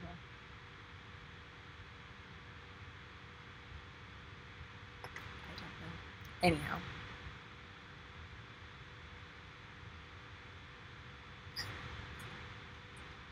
Yes. Solder wick. That would make too much sense. I have it. It's around here somewhere. Solder wick, solder wick, solder wick. I had it, like, last time I did this on camera. Because the last time I needed it, it was here for me. Alright, solder wick. Save me with your sucking magic.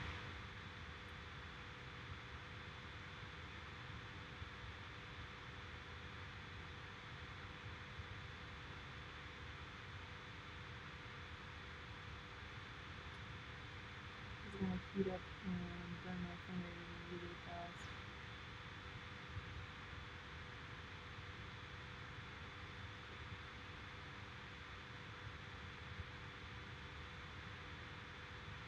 Come on. Don't be a dick.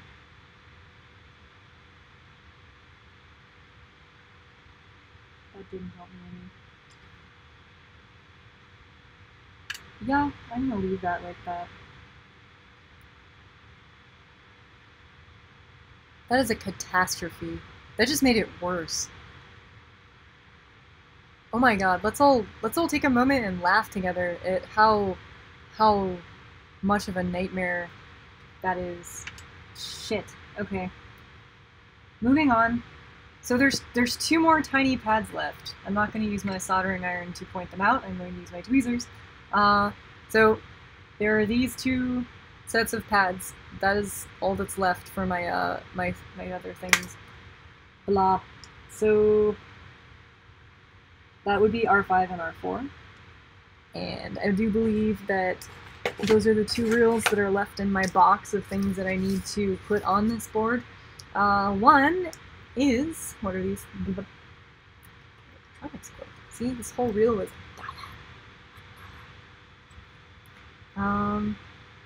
4.7K. Wait, really? 4.7. That's a weird value. Okay, so okay, 4 and 5 are both 4.7K. Okay. So both of those are this. So both of those pads that I'm not gonna fuck up are this value. So I'm gonna knock 2 more of these. There, they're there. 1, 2. I'm going to put this into my stack of things that have been used over there, and I'm going to juice up my pads because everybody likes having juicy pads. And I'm going to put those in place very quickly because I want to get this thing working.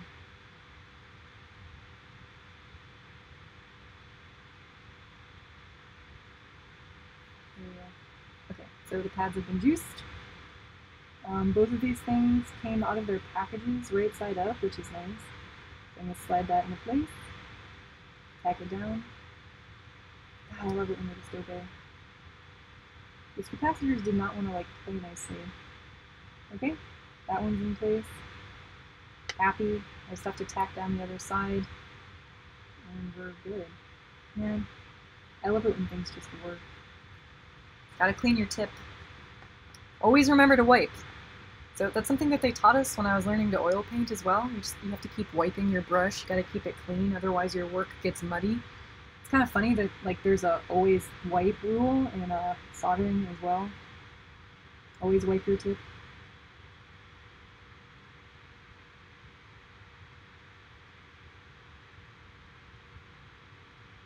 Okay, girl. Let's do a cheese kiss there. Okay.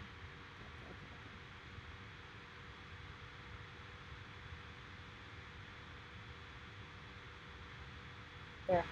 Done. Okay. That's finished.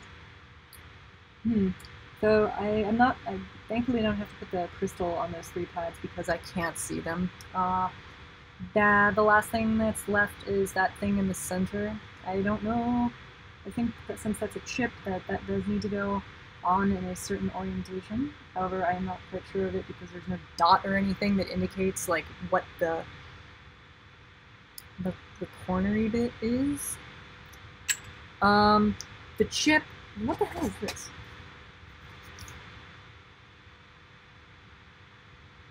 Hmm.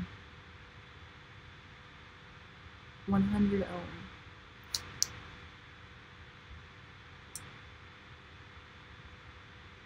This is not needed.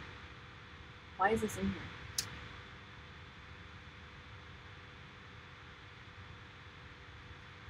I don't know why this is in here. Okay. Okay, so this is not needed. These are my blue LEDs. Here, let's put those in. On. Should I put the LEDs on? Eh, I might as well, right? Silly not to. Hi. Hi. Oh, hi, Tony! I did not know you were in here. Do you have a smaller tip for the fancy MechaJelly? I do.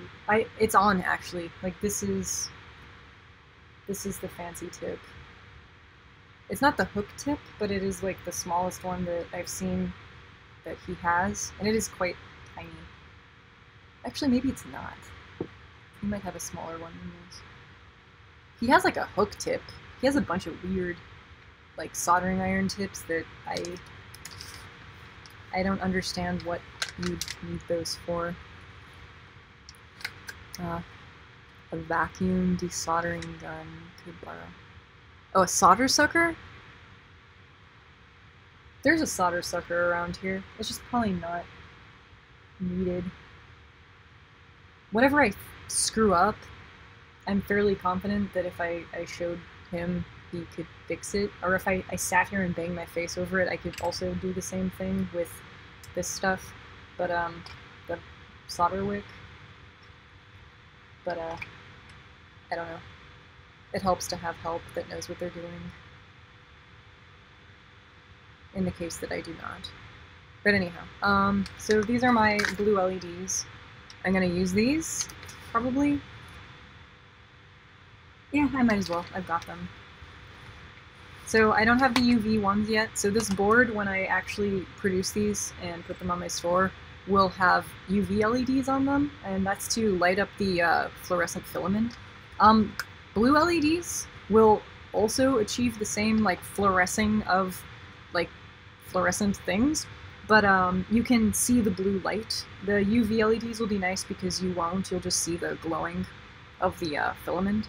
But they're kind of expensive. I want to make sure that this whole setup works before I invest in like the UV surface mount LEDs are $1 a piece. These are like 12 cents. So I'm going to practice with these because I'm fairly certain that I'm going to completely scorch the crap out of at least one before I get in my groove and start attaching them properly.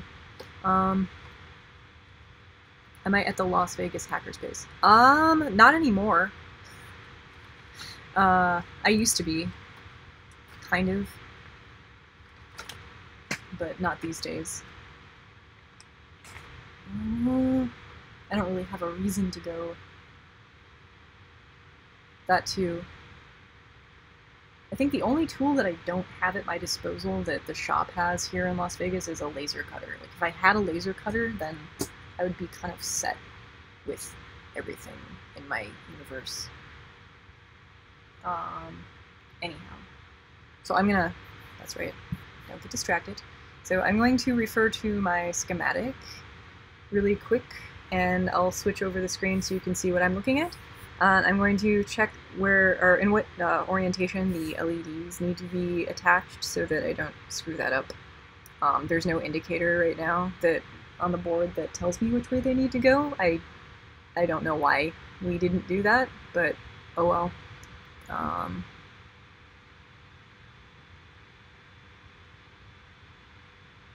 Oh, have you visited the one here in Las Vegas? It's cool. Like, I suggest checking it out. Like, it's in a much bigger building now.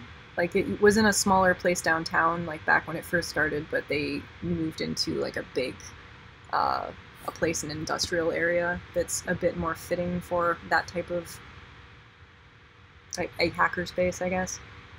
What is this?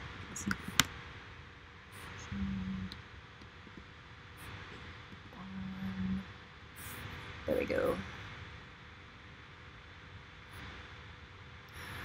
Open Sesame. Okay, so if I switch my screen over to my desktop view, you can see my schematic for the jelly and my board. Funny thing about this board, now that I have it up and you can see what a nightmare it is, let's see.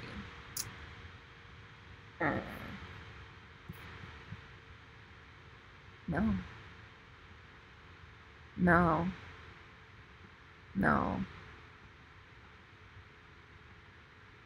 I just want to look at you. What are you? Next. Next. Maybe I try a different one. There we go. Okay. Oh, I think that's my ground plane. Or no, it's not. Okay.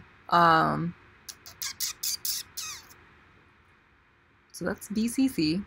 Yeah? Okay, so the inside pad of all the LEDs is my power.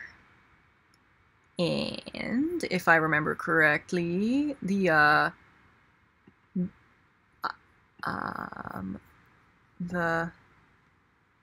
T, because there's a T on the opposite side of these tiny ass little LEDs. The bar on the T is facing, I don't know if that's ground or if that is power, but I will find out because I'm going to ask before I assume that I remember correctly and then solder them all wrong. So unless somebody knows and can tell me right now. But yeah, if you do come to Vegas again, you should totally check it out because it's fun. I think I've been to one other hackerspace ever, like other than the one here in Vegas, and it was Seabase in Berlin.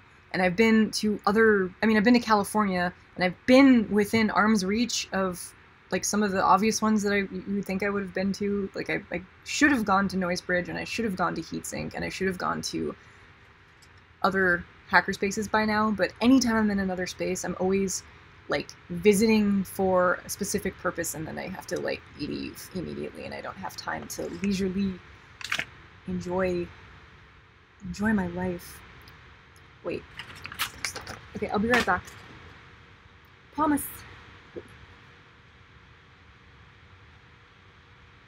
Mark.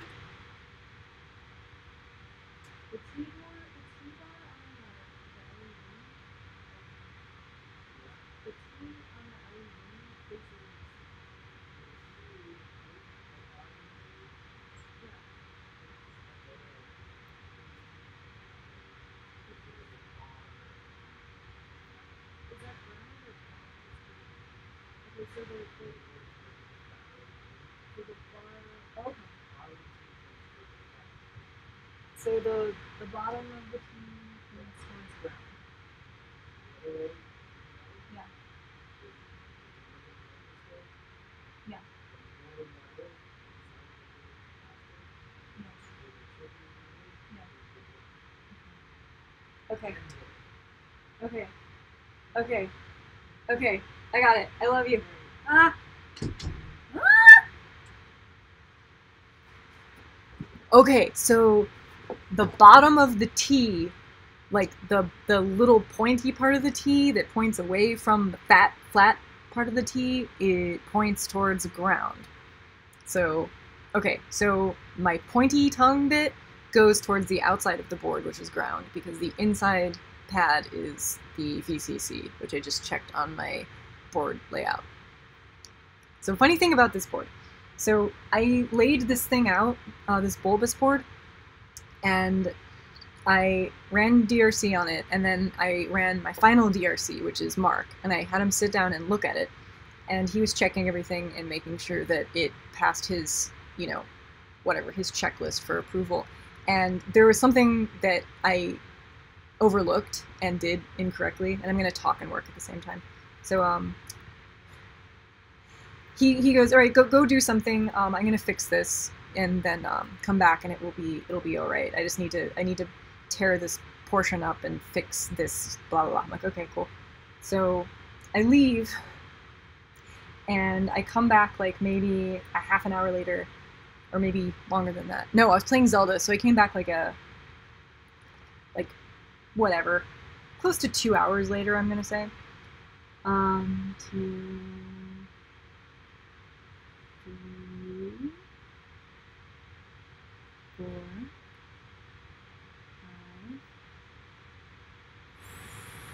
5, 6, 6.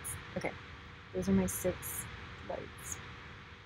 I come back 2 hours later, and the entire board is completely like redone from scratch, basically. And I was like, what happened? And he was like, well, I fixed the thing, and then it broke another thing, so I had to fix that thing, and then that broke another thing, and then it just sort of, it didn't need to be what it was. And it got completely relayed out. So this, it roughly looked the same. It was the same layout back when I did it. It's just underneath the solder mask is a lot more finely tuned and intelligent routing, and it was done by Mark. So this is where I would really, I mean, like, the layout of this board I give credit to Mark for doing, because he fixed it, did something, made it better. Okay, so can you see the bullshit on that? Can you see it? There, now you can see it. And I see it. Okay, so that dot, that's my ground. So, alright, before I start picking up dots, because that's when you start throwing them, when you pick up dots, I'm going to wet my pads, and I'm going to go around the board, and I'm going to tack down the ground, which is the one on the outside, and I'm going to do it that way. So so just to clarify, I guess. Can you see that well enough? Is that good? Am I fucking everything up? That should be good. Hopefully that's in focus. Let me just see if I can... Is that good?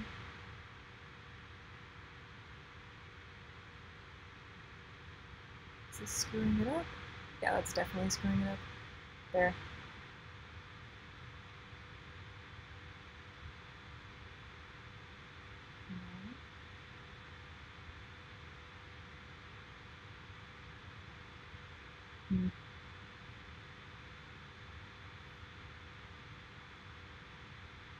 There. That's probably a little bit better. Okay. So...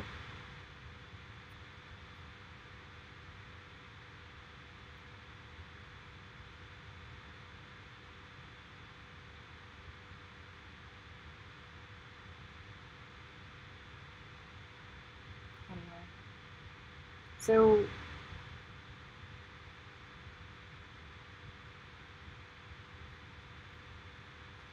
trying to think of something I could say. At this point, I'm like, I don't know if I should focus or tell a story. My life's consisted of Zelda lately. It's been really not exciting. It's been video games and popcorn. So I decided to try Alton Brown's normal, like, homemade popcorn recipe, which involves popping it on your stove in, like, a bowl, which is actually a pretty good idea. Apparently you can just go out and buy popcorn kernels, like seeds, and there's a bunch of different kinds, and you can cook them in peanut oil on your stove in an aluminum bowl, so long as you cover it with some foil and poke holes in it. And it takes the same amount of time to pop. You just have to be careful and make sure you don't burn yourself, I guess, with the oil. But the popcorn turns out pretty nice. You just melt your own butter and toss it, you know, on your popcorn. And then I like to soak it in Parmesan cheese, which is great. It just kind of puts like a nice dusting of cheese flavor all over your popcorn. Oh man. Ooh. People are talking.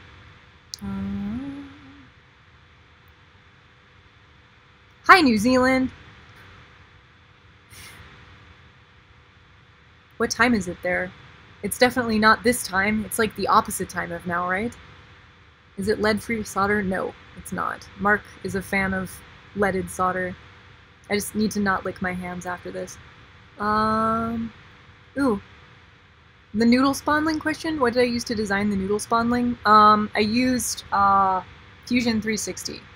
Which I highly recommend. If you're using something like a design, like a CAD program that's not parametric to make mechanical parts, you should totally switch, or at least give it a try.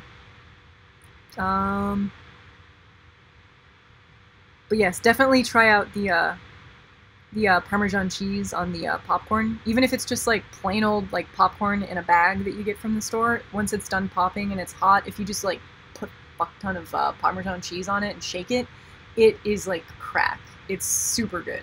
It's better than like buying that cheesy corn that you can get that's like orange. 7:43 p.m. Oh wait, really? Well, it's not that much of a time difference.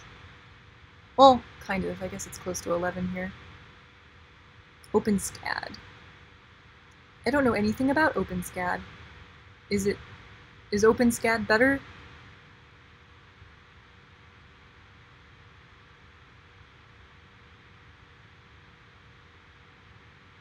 Ooh, a snap-fit version of the spawnling? That's a good idea. I'm sure it's possible. It's making... I don't know. Like that IKEA lamp that I was looking at the other day, that had the pull string on it that I was kind of studying. That thing snaps together and it is plastic. I'm just not sure. I'm not confident that I could 3D print using PLA a snap-fit joint that would hold together and move pretty well and not break, like, kind of easily. I'm sure you could prove me wrong, but my whole reasoning for staying away from that approach was like I'll probably more than likely like break this thing if I try to, you know, rely on like press fit tension or something like that to keep it together. Plus I don't mind the riveting. I don't know. I know that it's never gonna fall apart ever if it's riveted in place. It's just sort of like my way of assuring that it's just gonna be forever and ever together as one. Forever and ever together as one. Okay, so I don't know if you can see my tiny little T bar there, but that points towards ground, which is away. That is away from the middle.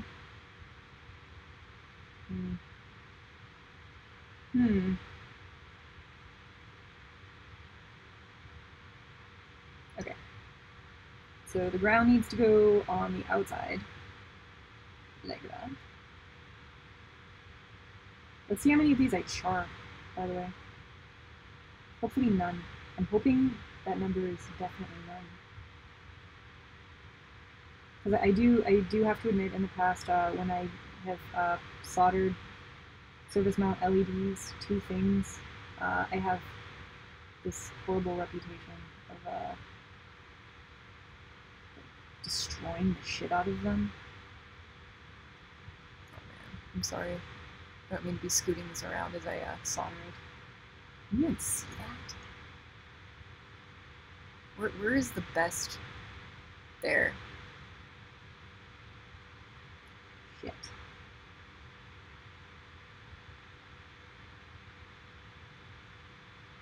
The raptor solders in its natural habitat.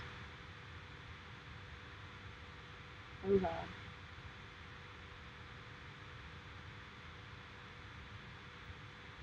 It's good enough. Okay, keep going. Just keep going. Okay, so I'm gonna tack all of these in place first, so that I don't lose the ones that are floating freely on my bench right now, because I'm very paranoid that I'm going to accidentally breathe or laugh or something and they're gonna go flying. So this is gonna be really scary to do when I have to solder the $1 a piece UV LEDs in place once I get them. Because my desire, if I have a desire to fuck things up, but my patience with my own ability to fuck things up is going to go down significantly once I get those. Okay.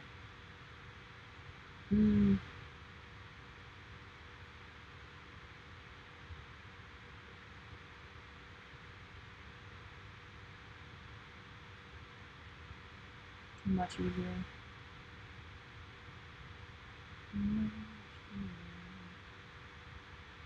So glad I'm not a surgeon. You're a terrible surgeon. Okay. Last one. No laughing, no breathing, no sneezing.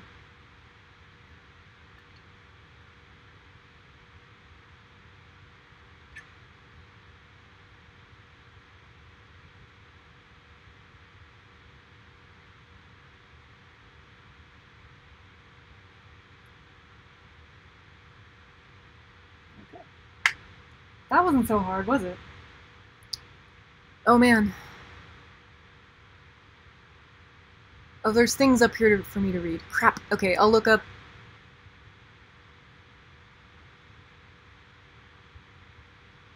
Oh wait, it's 7:43 p.m. tomorrow? Wait, what? Is it really? Really? Is it that much of a time difference? Anyhow, okay. Wait. Never mind. I'm like confusing myself. What planet do I live on again? Time zones?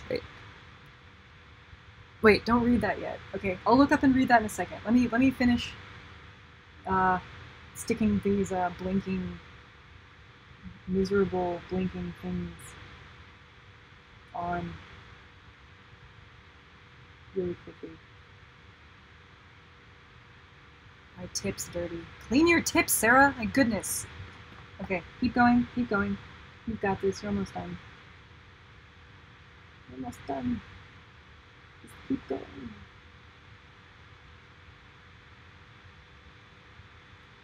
Yep.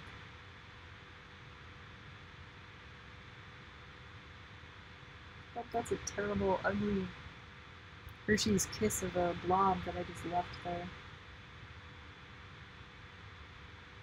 So when I was doing the Kickstarter, we had these really fun soldering parties where we invited people over who had like never done this before, and we made them do it, and then we drank a lot while we did it, and it was great because we weren't doing this with soldering iron. It was just the what's it called, stencil. Somebody was stenciling, and then the rest of us were just kind of dropping the tiny pieces where they needed to go on top of the squeegeed solder pasted pads, and it was a challenge just to kind of make sure that you laid out the components in the proper orientation on the pads, nice and square. Somehow that was in and of itself challenging enough, because I don't know, this shit's small, right? So people got to kind of simulate surface mount soldering without having to actually pick up a hot iron and do it. Because there's something just intimidating all by itself. And I guess intimidating, but you get over it just in taking the parts and placing them where they need to go with tweezers and using your eyeballs and a like level of scrutiny that they haven't probably worked at ever. And it was fun. Everyone got to kind of learn a new skill in the kitchen while drinking. Those were fun days. We're definitely talking about doing another Kickstarter sometime in the near future. Okay, so before I just torch those LEDs with my fire rod, I'm going to stop touching them. But they'll appear to be on there well enough if I scoot this around where it's in focus. You can kind of see they're on there. They're on there well enough. God, it's weird looking up and seeing myself with bangs. Jesus. Oh, God. Yeah, whatever. My hair's like out of my face. This is like kind of what I probably would have done on my own. Like if I went crazy one day, this is probably the first thing I would have done with my own scissors. Just saying. Anyhow. Okay, so the very last thing that there is to do with this guy is stick that cone. Like the one cone. Like the jelly has no rods and one cone. I'm going to grab that because that noodle's guarding that. He's like perched on top of those because they're the sacred part. They're the sensor, and the sensor organ is the most important component on a board because it's, in my mind, it's the thing that turns a piece of electronics from merely being a piece of electronics to being a robot, because it's sensing something from the world. It's being informed. So he's guarding the sacred robot gland, organ, whatever piece, neuron. Call it a neuron. I'm gonna grab it from him. And I'm going to turn on his candies, because as I mentioned earlier, his bedroom lights aren't on yet, and that's unusual for, this time of day.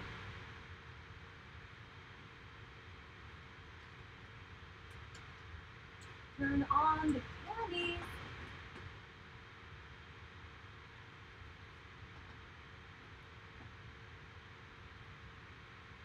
Okay. I'm not entirely sure.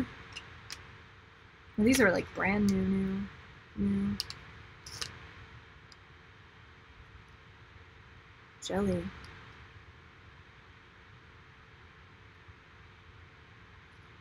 Wow, this says jelly on it. Wow. It says jelly on the packaging. Did they? That's cool. Anyway, okay,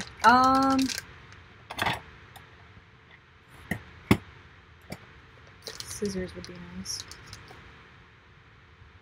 And I'm gonna ask him about this, because I'm not entirely sure what the orientation if there's a pin, because I don't see a pin or a dot on the board that would indicate what the orientation of this chip ought to be. There's just those 6 really like kind of long pads in the center. It goes on that. Yeah. Cone. That's upside down. Cone. Cone. Okay. I'll be right back. And then I need to read all of this because there's all these words up here that weren't here not too long ago. Anyhow. But if you guys are talking about Fusion 360, because I see that, like, word popping up, it's just like glaze over it, gloss over it, whatever.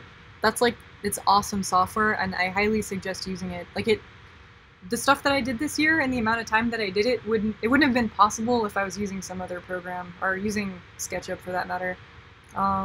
Anyhow, I'll be right back.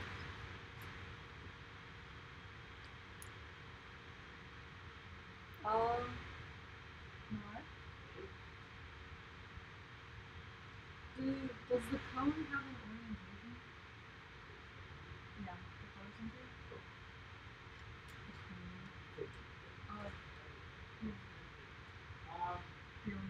orientation. No.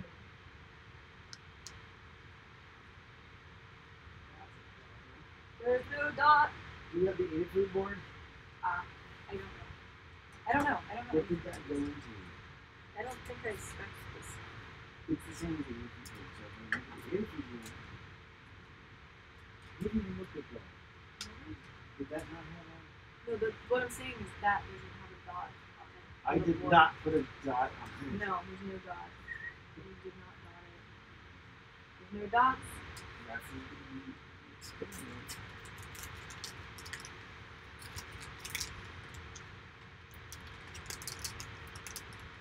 There's a dot. Hi, Maker Block. How are you? What are you doing? I'm reading the chat and calling out names I see, so. Please don't lose the tiny bits. Sit here. I'm taking over Sarah's video transmission. Ramble show. I am taking the chip out and then putting it down so I can see it on the thing. Let's see here. That is a color sensor. Upside down. Whatever. I just flicked it off of the bench. Sorry. Stop flicking things. I've been drinking. Alright. So. I hate cameras and their inversionness. Maker Block got to meet both of us at Maker Fair. Oh, cool. That's cool. Hi. Hi, Maker Block again.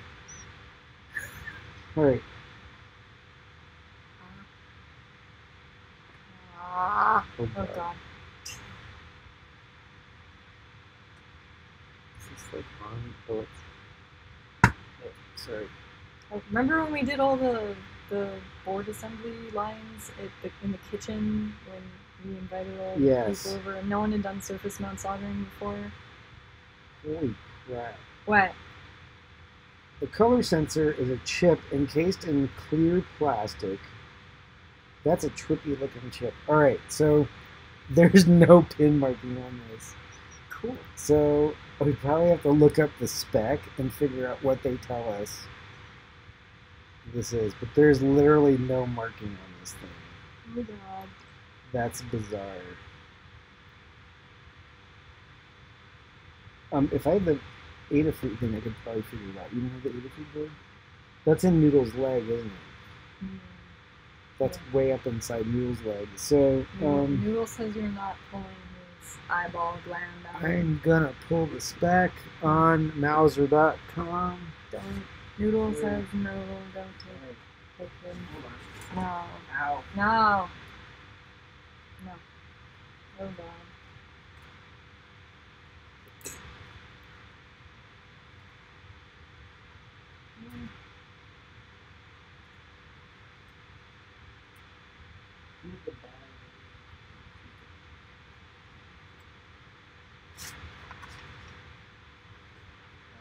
Let me see here. Yes, 34, 17.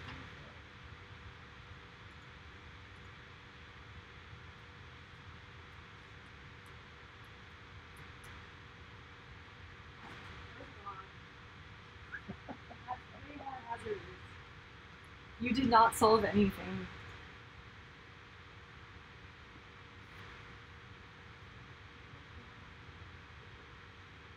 He covered up a cord out there with a piece of cardboard, and now it's like a sled on top of a cylindrical object. I'd rather you trip on the cardboard than the cord. Okay.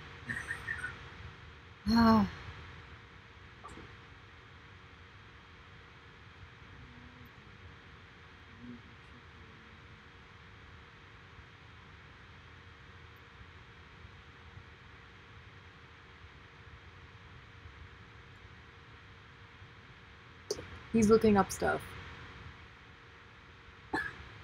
I'm gonna look through the microscope to see what the tiny little color chip looks like. Blow your mind. Oh god, I can't see. Whoa! What the hell? Well, it's a chip that takes color and light in, so it has to be clear. So it's encased in a clear plastic.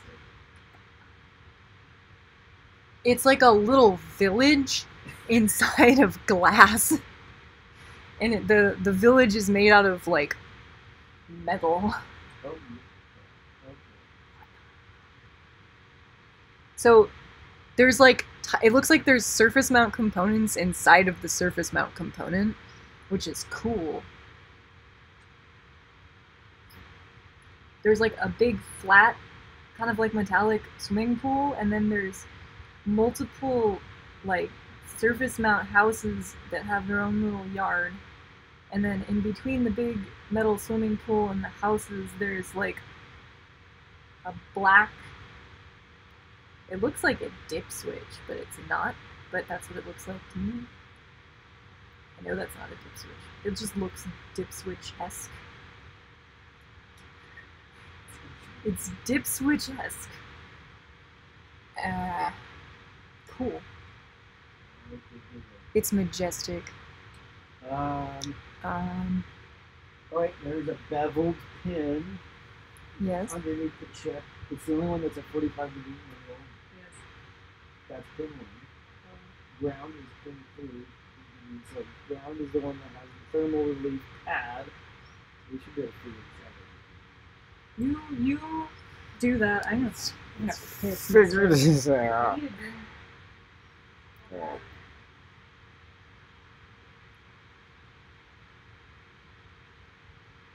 Let's see, that's ground. Okay.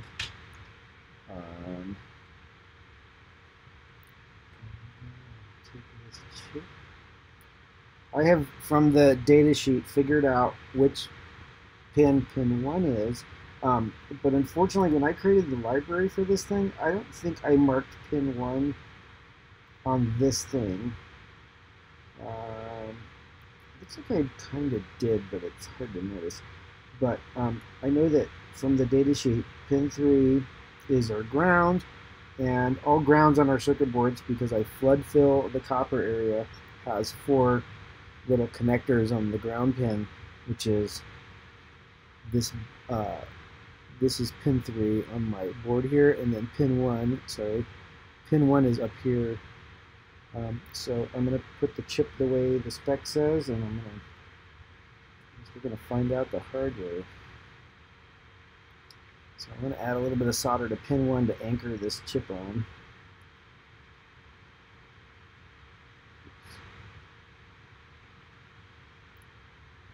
Here it is hard. Take the chip.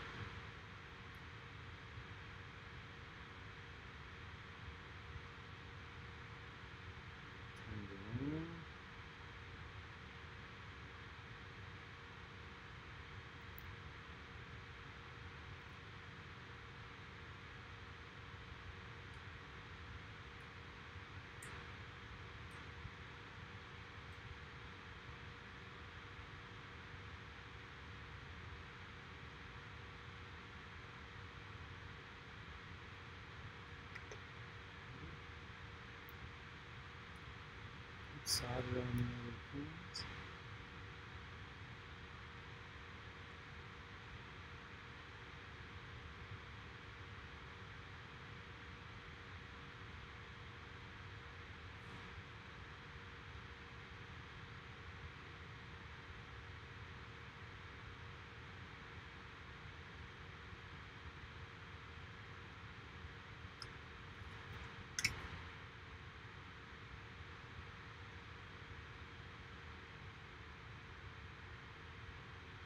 Got a little excess solder there. Sorry, I keep hitting the camera with the soldering iron. Because it's in a place that's not usually a camera.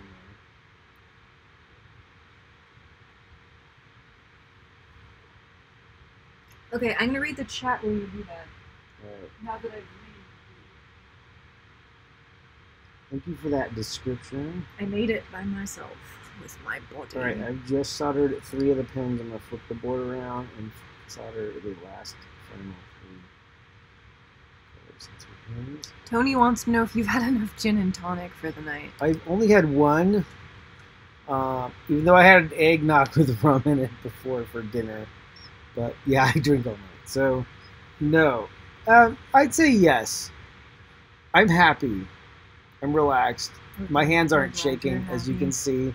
That's a good thing. God. If I have too much coffee, I can't solder anymore. My hands are like vibrating. And he has to switch to alcohol. So it's hard to solder in the morning when I'm drinking coffee, but at night with a beer or a gin and tonic, I'm a good solderer. I'm focused because I can only think of one thing at a time anymore.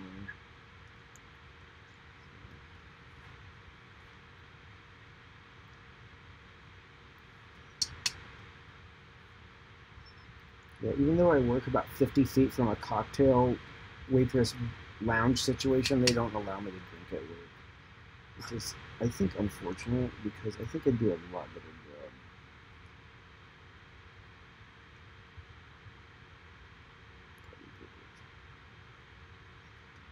I think that's all that's going to get. Alright, you have a chip soldered down.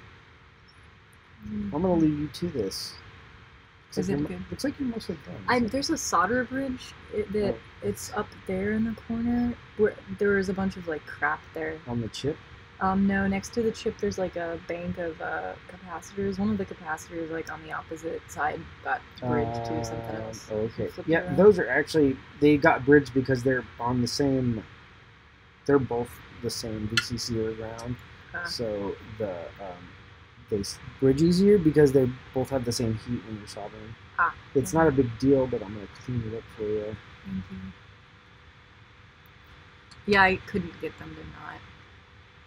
That whole area was like black. So the trick is to pull solder off onto your soldering iron and then wipe it off. Always wipe. And come back, and you're basically slowly pulling the excess solder off. Okay. If you do it a little bit at a time, it takes about 4 or 5 times, and then the bridge will break.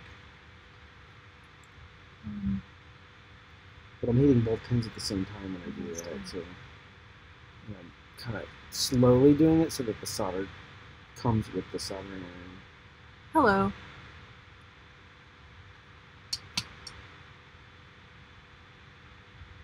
Oh wait, there's more.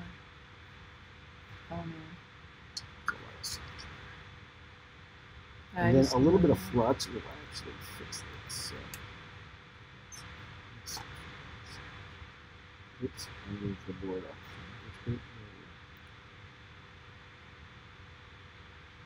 No, sticky bags. It's sticky bags, smelly bags. I just cleaned that with a toothbrush. You have to. It's not actually all that clean, so you're gonna do it again. Come on. Oh, that's a lot of solder. Sorry. I got it really lubed up, This is the thing about mister. super small pitch parts is you get stuff like this is a little solder blob takes forever to kind of clean.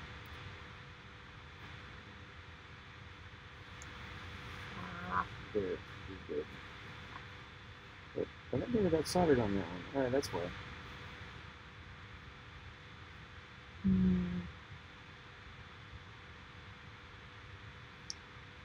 I like watching you do this on the screen because I can actually see it. Oh, you just blurped. You blurpied it. No. I'm gonna get both sides hot enough to move. Oh God, no. What are you doing? I'm trying to correct this thing. Oh, Jesus. So I'm using the siren to heat both sides of the capacitor up so that it will eventually scoot back onto its pad. It's probably close enough. I'm a perfectionist. Alright. I could do this all day. Do you want to inspect the rest of it and make sure it... Look at the lights, the LRDs. LERDs? The LERDs. The LERDs. And so these LEDs also have a green line inside of them. Yes. Which indicates the bar. So, yes.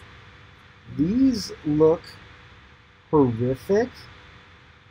Thanks. But they look soldered, so I'm gonna not do anything. Why are they horrific? Wait, why? There's like why? Scary looking. You can't see this in the video, but let me find one here, like this one here. If you could actually zoom in on it. Can you zoom in on it? I don't know.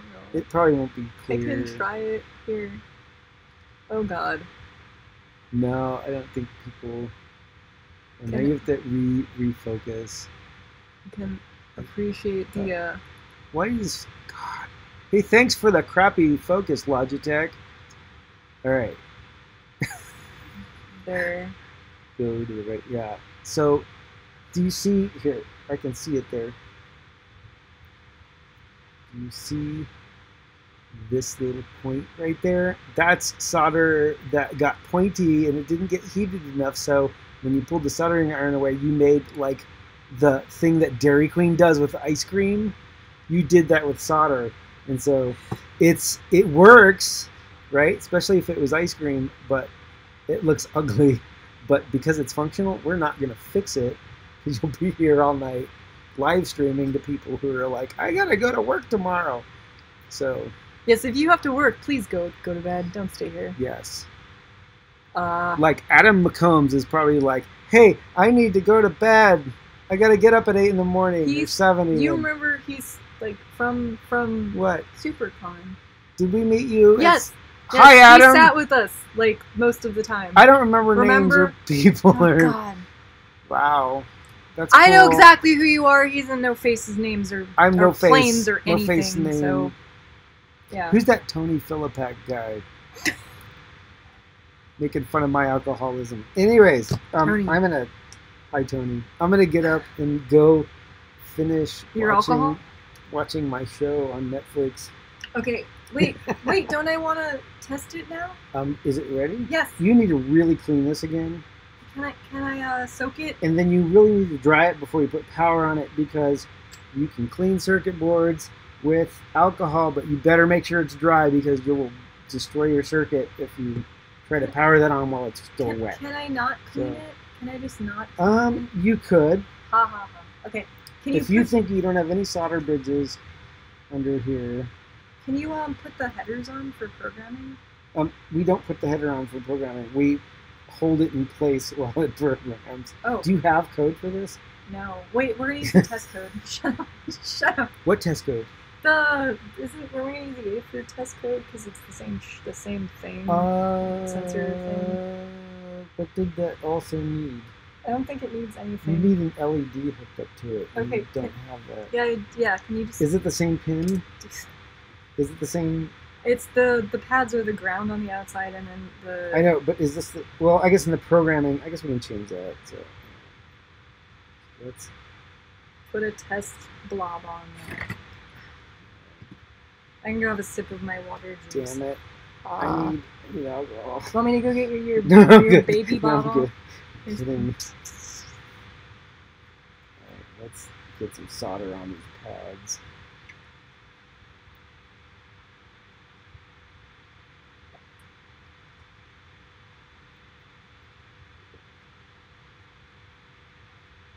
I think we want T1. So where's T1? Is that one? What? Is that what's underneath all this solder flux that we are I don't know. Well, look at that. Yeah. It's like, I feel like Steven Spielberg discovering something in the dirt. Okay, What? It's like he did a video game. No, that's a bad. Steven Spielberg made a video game called The Dig, and it was about archaeology in space or something like that. Great game. But anyways, that's you showing my age. All right. Oh God, this is still zoomed in. Good God, that's why. Oh. Like, Sorry. You Okay, suck. Move it. You're the worst hackers. I'm right here. No, I can't move it. Zoom out. Pan. Oh God, I Pan can't. and kill. All right, put the soldering iron. There, is that better? No, put the soldering iron away so I don't burn myself. Here we go. Put your soldering iron away. I'm good. No, it's all good. Look. God, look. Damn it! Okay, fine. There.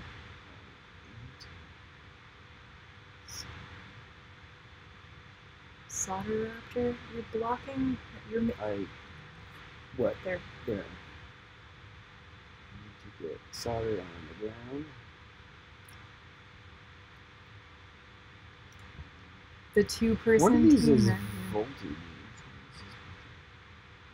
We did this. Ah. You know what?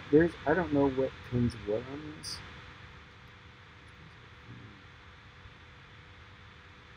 You will have to look at the schematic to know which pins which one is. That's a good. Like, I don't know. From looking at the board, I really can't tell. Wow. Here, honey. Honey. What? Oh God. Wait. The middle pin Wait. is the voltage. And then there's an Look. Which? Oh God. T1. Zoom in on T1. Oh God. There. VCC is the middle. That's easy to guess. All right. So let's get that one. And then you're in. Oh dear. Pizza. Go back to it. No. We're looking at the Eagle Sorry. layers to figure out what pin I'm hooking up right now. This is the board that he completely Can they see this? I can make them see it. They saw it earlier, but that was a while ago. Wait, let me switch to there. Oh God. Oh no. Infinity. It's a singularity. All right. There. Can they see that? Yes. Okay. So the chip.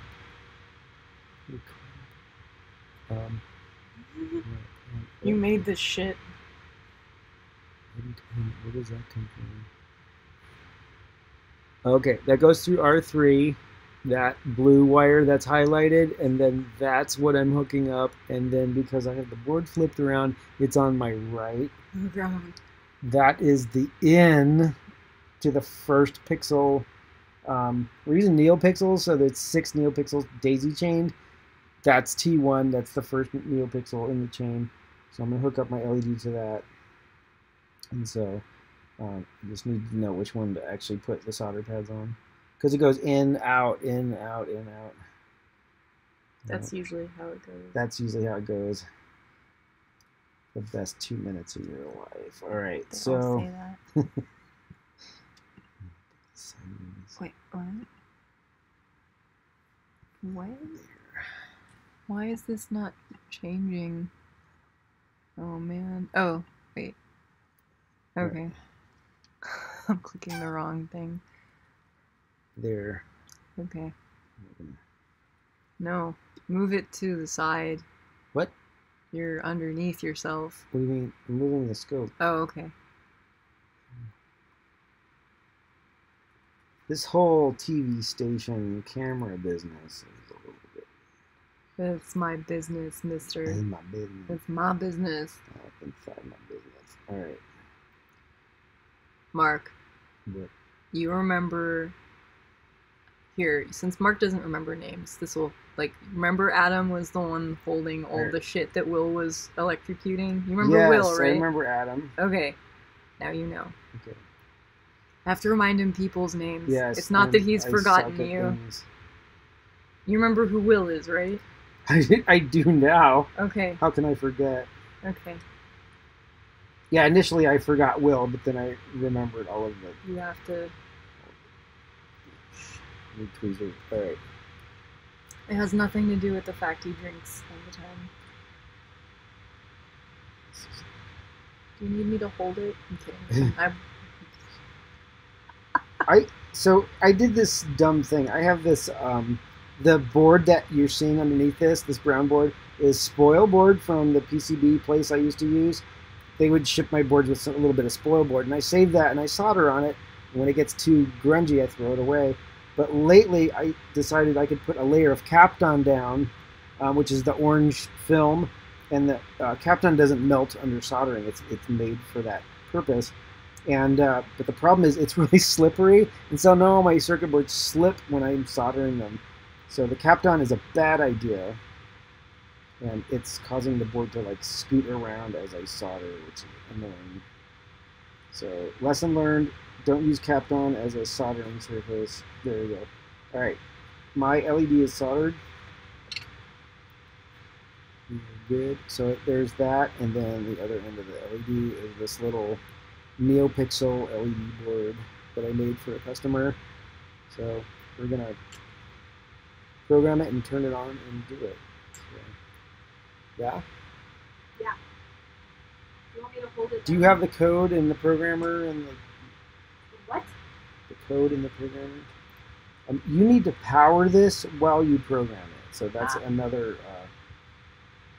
So put a light in it. You know what'll work is I have the programmer. I made a programmer that has a battery in line, so it powers the board while it programs it. So let's use that. So let's do that. Wait, disposable cork sheets. That's a great idea. I actually have a stack of cork sheets somewhere, so I'm going to try that. Thank you, Jeremy. That's a great idea. Do you want the code in the programming thing? Do you have it running up? No, but you need to put power on it, so we'll power it. I have my programmer has the adapter for that. All right. Okay. What else do you need? You need the default. Yes. Adafruit code. Yeah, we'll just use that to start. Am I doing it? Is it going to be on my computer? It doesn't have to be. You want to do it right here? Yeah, on this computer? There's a computer right here. Do you have the Adafruit demo code? No, but I can pull it up while you put power on that. So I'm going to move this. Yeah, do your Arduino, pull up the Adafruit example, which I think is part of the library you got with it. Oh, God. When you did Noodle Feed. Oh, man. Did you do Noodle Feed? All right, we'll do that. Oh, shit. Okay. Hi, everybody. I'm going to move this light out of my face. Okay. So, things are going to become interesting. So I can change this over to my desktop view. It's going to get all... Okay. Okay. This is my AVR programmer. $30 on Mauser. Good investment. Okay. All right. I'm gonna. Okay. So.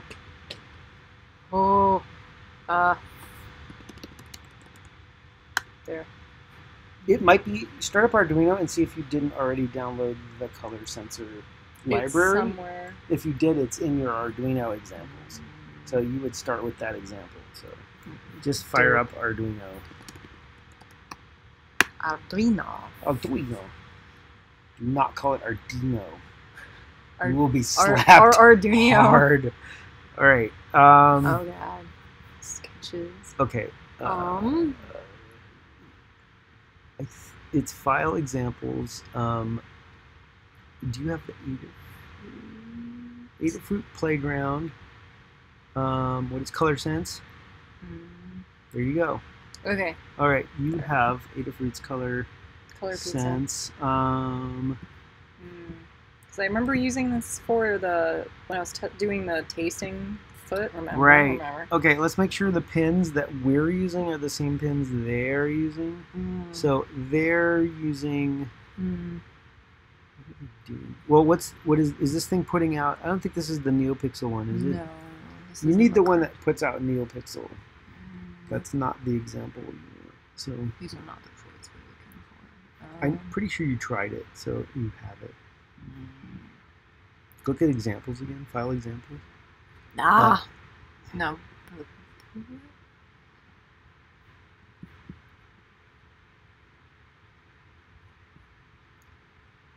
Jeremy says, "Hi, Dr. Nick." Who's Dr. Nick? Wait. I don't know. No. Examples. Wait. Look. What? I was trying to read Emily's post. Sorry, Emily, I didn't get to read all of your posts, so I don't know what you're saying yet. Mega demo, microphone, screech, circuit playground, Fermata, analog sensors. I don't think it's in here. No, it's not. So. Oh, there it is. Adafruit TCS 74 blah blah blah blah. Whoa. Because we downloaded it separately. So all the way at the bottom. Custom library. You're gonna need color view. That's what you want. Okay, so this is the thing we need. Color view. So it defines red pin. Oh, this is for and that's not you're in a bind. How many hours do you want the stream to be?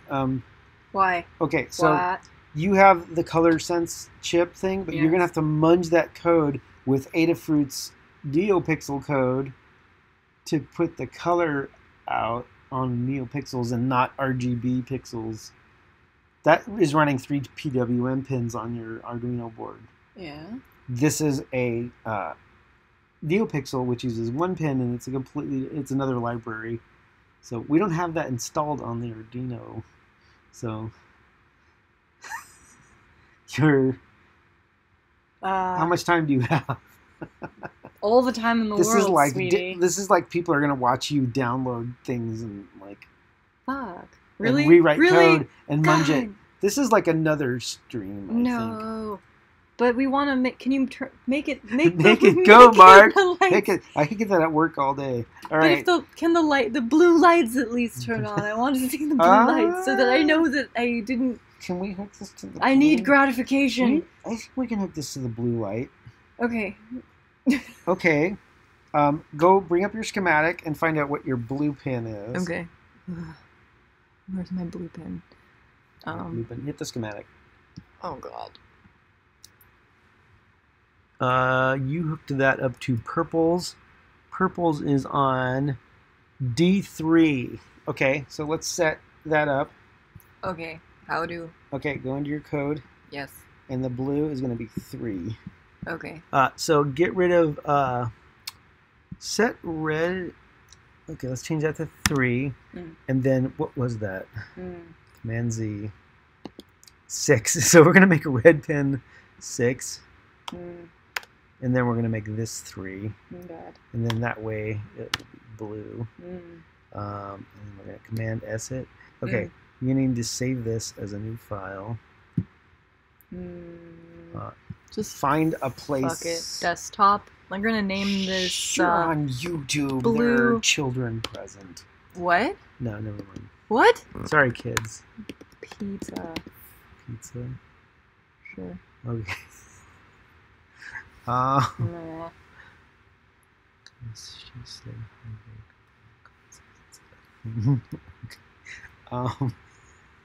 I'm reading I'm reading chat while she types. Out loud. Go. All right. Go. Go. Go. All right. So I'm gonna do this. So do I need to hold it? I'm gonna show this. Where's the camera? Can I see the camera view? Yes. You are. Oh, why are there so many things? Good Lord. Okay. There. Okay. I made a thing. Wait. What is this? There. There. I made a thing. So I took Sarah's last board that she did, the noodle head, marshmallow, and I hooked into the batteries like plus and minus. I ran this to a 6-pin header, which matches the AVR's programming pins. So what this does is it injects the 3 volts from the coin cell. You can see the coin cell on here. It injects 3 volts onto the board I'm programming because AVR does not supply power to the board. It measures whether there's good power on the board. But because we're dealing with such small boards and we don't have a lot of connectors, there's no way to like put power on the board unless we solder extra wires on, because we don't have the coin cell thing in there yet, and we're not ready for that. So I kind of hijacked a board and made an adapter. So I have this on my ribbon cable for my AVR programmer, and then this will inject 3 volts into the board I'm programming. If I did this right, okay. So, and then I just need to line up pin 1 now, right here. Oh God. So, I actually bent these pins a little bit for another board that I was making, so it's just going to be a little bit funky. Yeah, you can see it my nose. Find anything in there?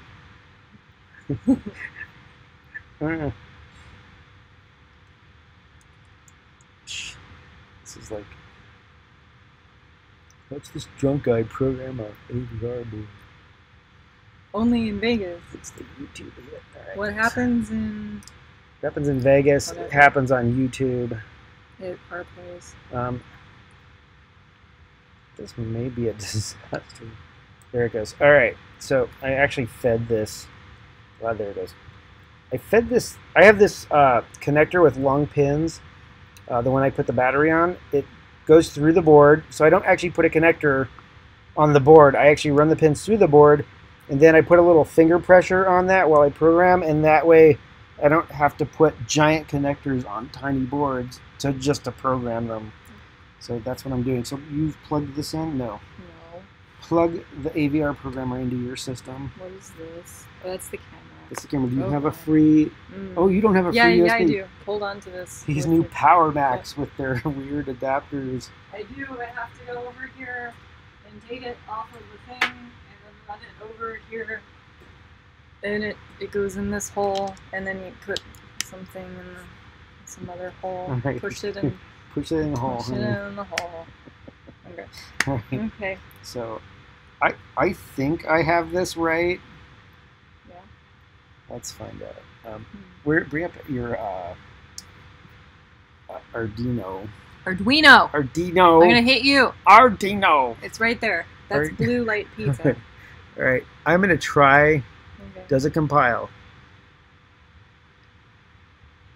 It compiles. Does it? Okay, let's make sure we have selected the right board. This is a pizza board. This is the equivalent of a Arduino Pro. No, it is not, because we don't have a clock. We did not use a crystal. We do not want to fuse this thing. What? Here's an Arduino trick. If you're using an Arduino chip and you want to use the internal Arduino clock, the 8 megahertz clock built into Arduino, do not fuse it as an Arduino Uno, because it will refuse your clock fuses, and you can never use the chip again unless you actually hook a real crystal up to it. So I have learned this the hard way this week and other weeks. Yeah, I know it sounds confusing, but I want to make sure I don't screw this up. Okay. Because I just did this to a board like yesterday. So this thing is, what is this? You're making cheese smells. What is this? Oh God! It's an Atmega. Is this a Noodle Bean equivalent? I don't know. Noodle had a crystal in his head. Those are his foot boards, not his hand. What's the default? Does somebody out there know what's the default Arduino to use if you just put a chip in a breadboard with no clock? What would that be?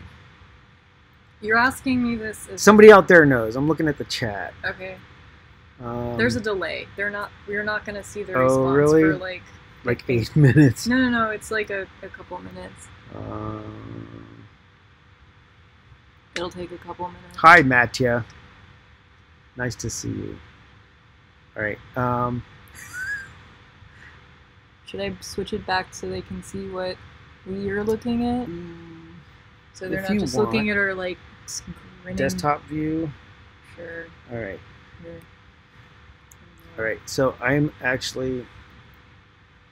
usually create a custom board for the thing I'm making, but I know that if you just have an Arduino chip, no crystal, and you want to run it at 8 megahertz, there's probably a board setting, but because I don't use that a lot, I don't remember offhand what it is. But does somebody out there do? I don't know what that would be. I don't know. Maybe an Arduino Mini. I don't know. And I want to find out the hard way because here's the thing: if you fuse it with a board that requires a crystal and you change the fuse settings on your Arduino chip, it's that until you change it. But if you fuse it for a crystal and you don't have a crystal on the board, then the chip won't run anymore, and you'd have to add a crystal to the board to refuse it. So I don't want to screw this up. Like I was saying before, I did this like last week to a board, and I had to go add a crystal to it just to get it programmed properly. So,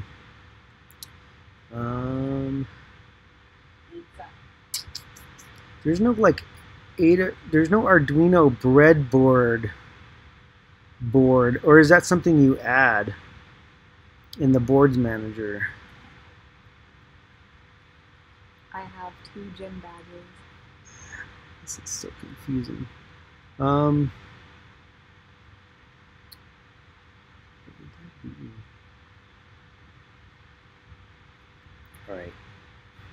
Arduino AVR boards.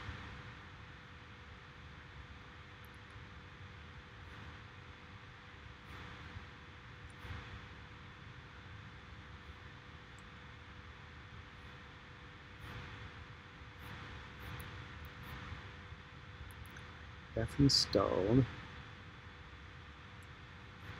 I may have to add this to your Arduino.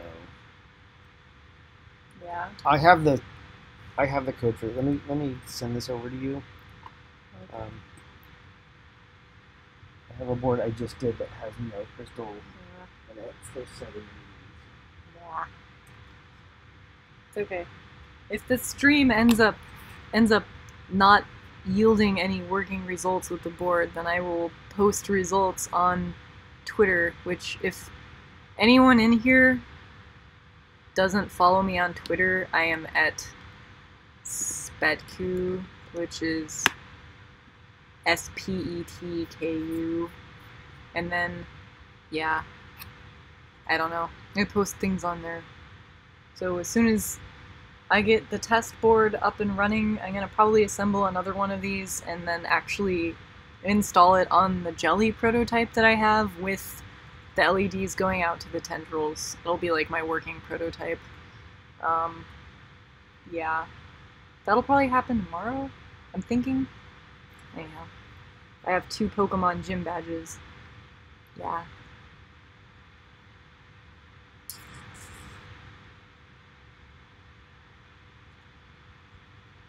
Do, do, do, do, do, do.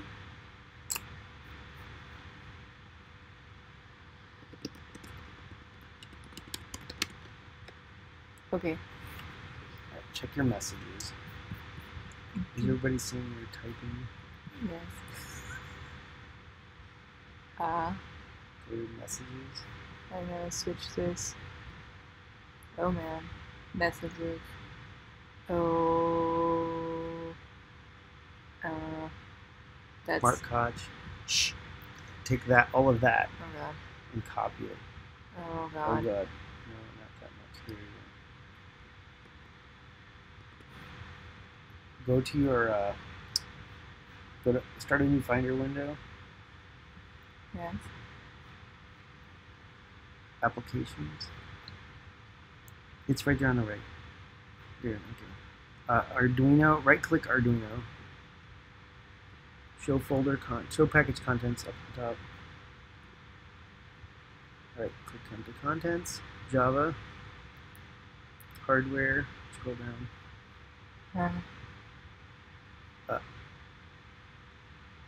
Arduino. And AVR. Double click boards.txt. Okay. Alright, go all the way to the bottom. Oh god. Okay. I'm going to add this in. Okay.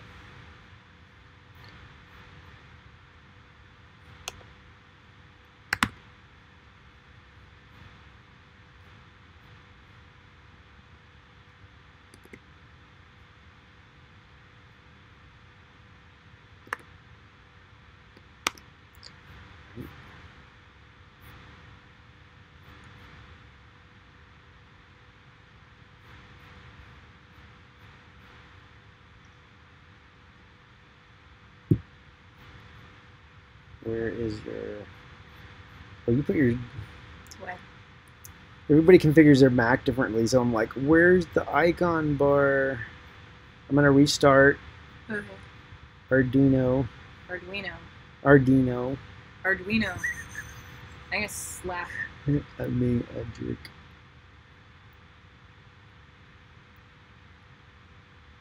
Alright, restarting Arduino.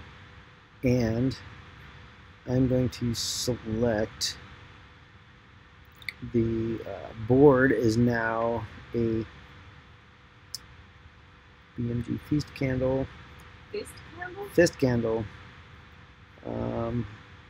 And MKD programmer. Alright, you ready? Yes. Okay, we're gonna try this.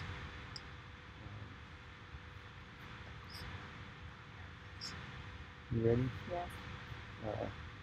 We're gonna sketch. You upload using programmer. Oh, I didn't program. It kind of did. I need to. Forgot to burn the bootloader. They did a twinkling. Yes, they did their thing. Okay, bootloader, and then re-upload using the programmer. Oh, yeah.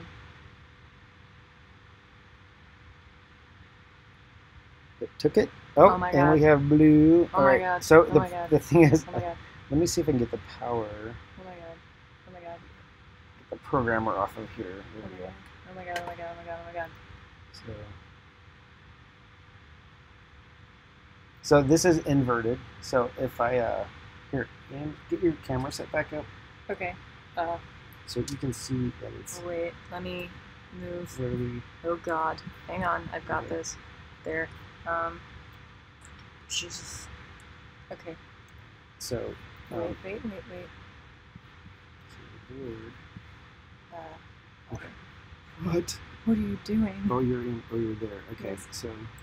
So you can see the LEDs are lit, which is what the code's programming it to do.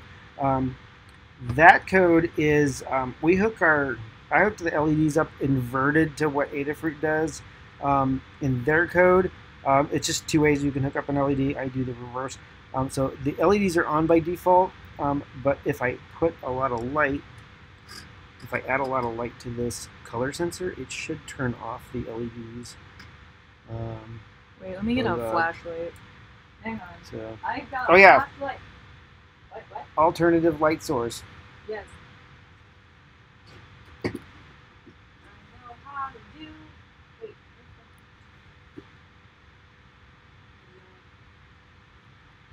Why? Why is everything a mess? Oh, here it is. Okay. All right, so where's the camera in here? So is it not reacting?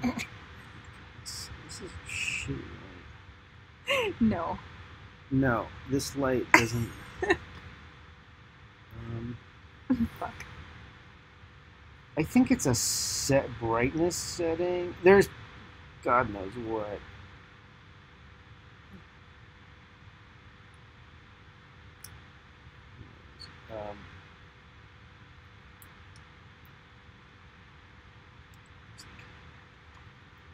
I'm gonna take the camera with me. So I have my board here.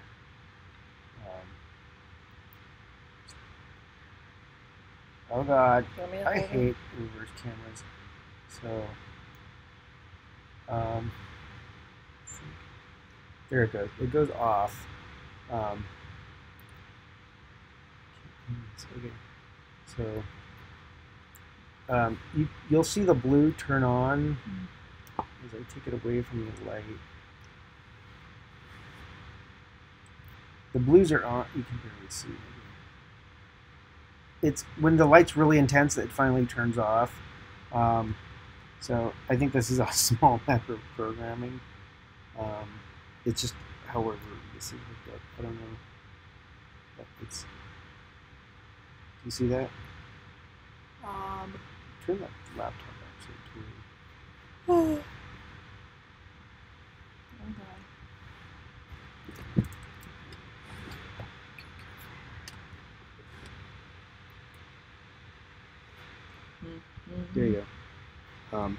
Yeah, this is kind of hard to see, but the Yeah, don't worry about it. so you can Here. so we have the lights. When there's an intense light source on our color sensor, those lights turn off. So it's a little bit of programming. Here. Should I attempt to reverse this or something? So I think it washes out the light, but as I move, there it goes. You can see them turn on and off. And that, I think that's just a setting of the color sensor. So you can see the blue there. But when I get close, it literally turns the lights off. So it's reacting. We just need to tune the code now. So there's your little pizza. But those are the ones that aren't supposed to be doing the bending. So what? Yeah. Next, So next it's going to be this. So this is the NeoPixel. It's lit because it probably got just some noise on the digital signal line and turned itself on. But that is the NeoPixel. So actually, it acts like a little light switch, doesn't it? It's like a little angler. Does it work? Yes, it does. Let's see if I can do this. So I have this. And then this is, I'm using this NeoPixel as a light source, which is not really what it's supposed to do. But as I get it right on top of the color sensor, it turned off a little bit. Nope. Nope. Fuck you. Stop yeah. it. Just all right. give up. Give up. I give up. Okay. It's a small matter of code. Okay. We'll get a guy for that. So okay, I soldered all 6 of these LEDs, and they work. In spite of the big ugly blob, the noodle blob on all works. of them, it does. So looks aren't everything. That's right. And there's so these all do their thing again. Actually, I can show this before I cut out. I wanted to see if this actually fluoresces the jelly, and it does. So if you turn the light off. So yeah. Yeah, you get a little bit of fluorescence, which is what you want. Yeah. So if this mounts at the top, underneath the thing, then it'll give it a nice ambient glow. So it's gonna light the filament up, as such. So that's that I'm happy about. Again, probably for my next trick, I'm going to end up again making another one of these, attaching all of these individual NeoPixels to tendrils, mounting this board at the top of the jelly where it ought to go, and then figuring out some sort of code that takes the NeoPixel blah blah blah blah and the sensor test code blah blah blah, mashes them together and makes them do something that works. That's what I'm gonna do, like probably tomorrow or something, but not tonight because it's like almost midnight. It's bedtime. It's Zelda time, kids. Zelda time, yeah. I'm going to get ready for bed and comb my new hairs. I've never combed my hair before. It's a lie. And then we're gonna go to bed, right? Have you seen me comb my hair ever? No. Okay. No. All right. You just went away screaming. We're gonna go to get to bed. I'm gonna play Zelda and make tea. It's tea time. You know what? You know what it is? It's almost midnight cheese time. Ooh, some midnight cheese. It's midnight cheese time, kids. A little bit of a Gouda. If you haven't heard about midnight cheese, you should start. Brie on a Triscuit with yogurt and habanero. Is that what you do? No. Oh, it's a Worcestershire. I put Worcestershire, Brie and Triscuit. Or if you don't have Brie, you can get some Greek yogurt and put it on Triscuits with a little bit of cracked salt and pepper and lemon juice, and it's like really good. Yeah. It's a savory yogurt snack. I'm gonna put a capital S on that savory. Why? It's very savory. I can eat like 2. Whatever. It's good. Go eat your midnight cheese. I'm gonna do it, and I'm gonna go kill some of those pig monsters in the Zelda game, and I'm gonna get to Volcano Land, Cool. And I'm gonna It kill. looks like we have Emily on the East Coast. Time for breakfast. It's 3 a.m. on the East Coast. Oh shit. Hi, Emily. Hi. That's amazing. There's people up at 3 a.m. watching. Good morning. This. You should have some That's cool. breakfast cheese. That's cool. Because it's still good for breakfast. I think it's just down to Jeremy and Emily at this point. Hi. Thank you, Hi, you too. for being Thanks here. for staying with us. We're gonna sleep well, have a good day and sleep well, and have a good next day. Yeah. I'm gonna kill the piggers. Yes. Yes. High five. Thank you for helping me put the tiny pieces You're welcome, honey. on the board. Yes, I'm gonna it's celebrate cool. with this Cool. glowing circle. All right. Good night, guys. See ya. Yes, I'm sure.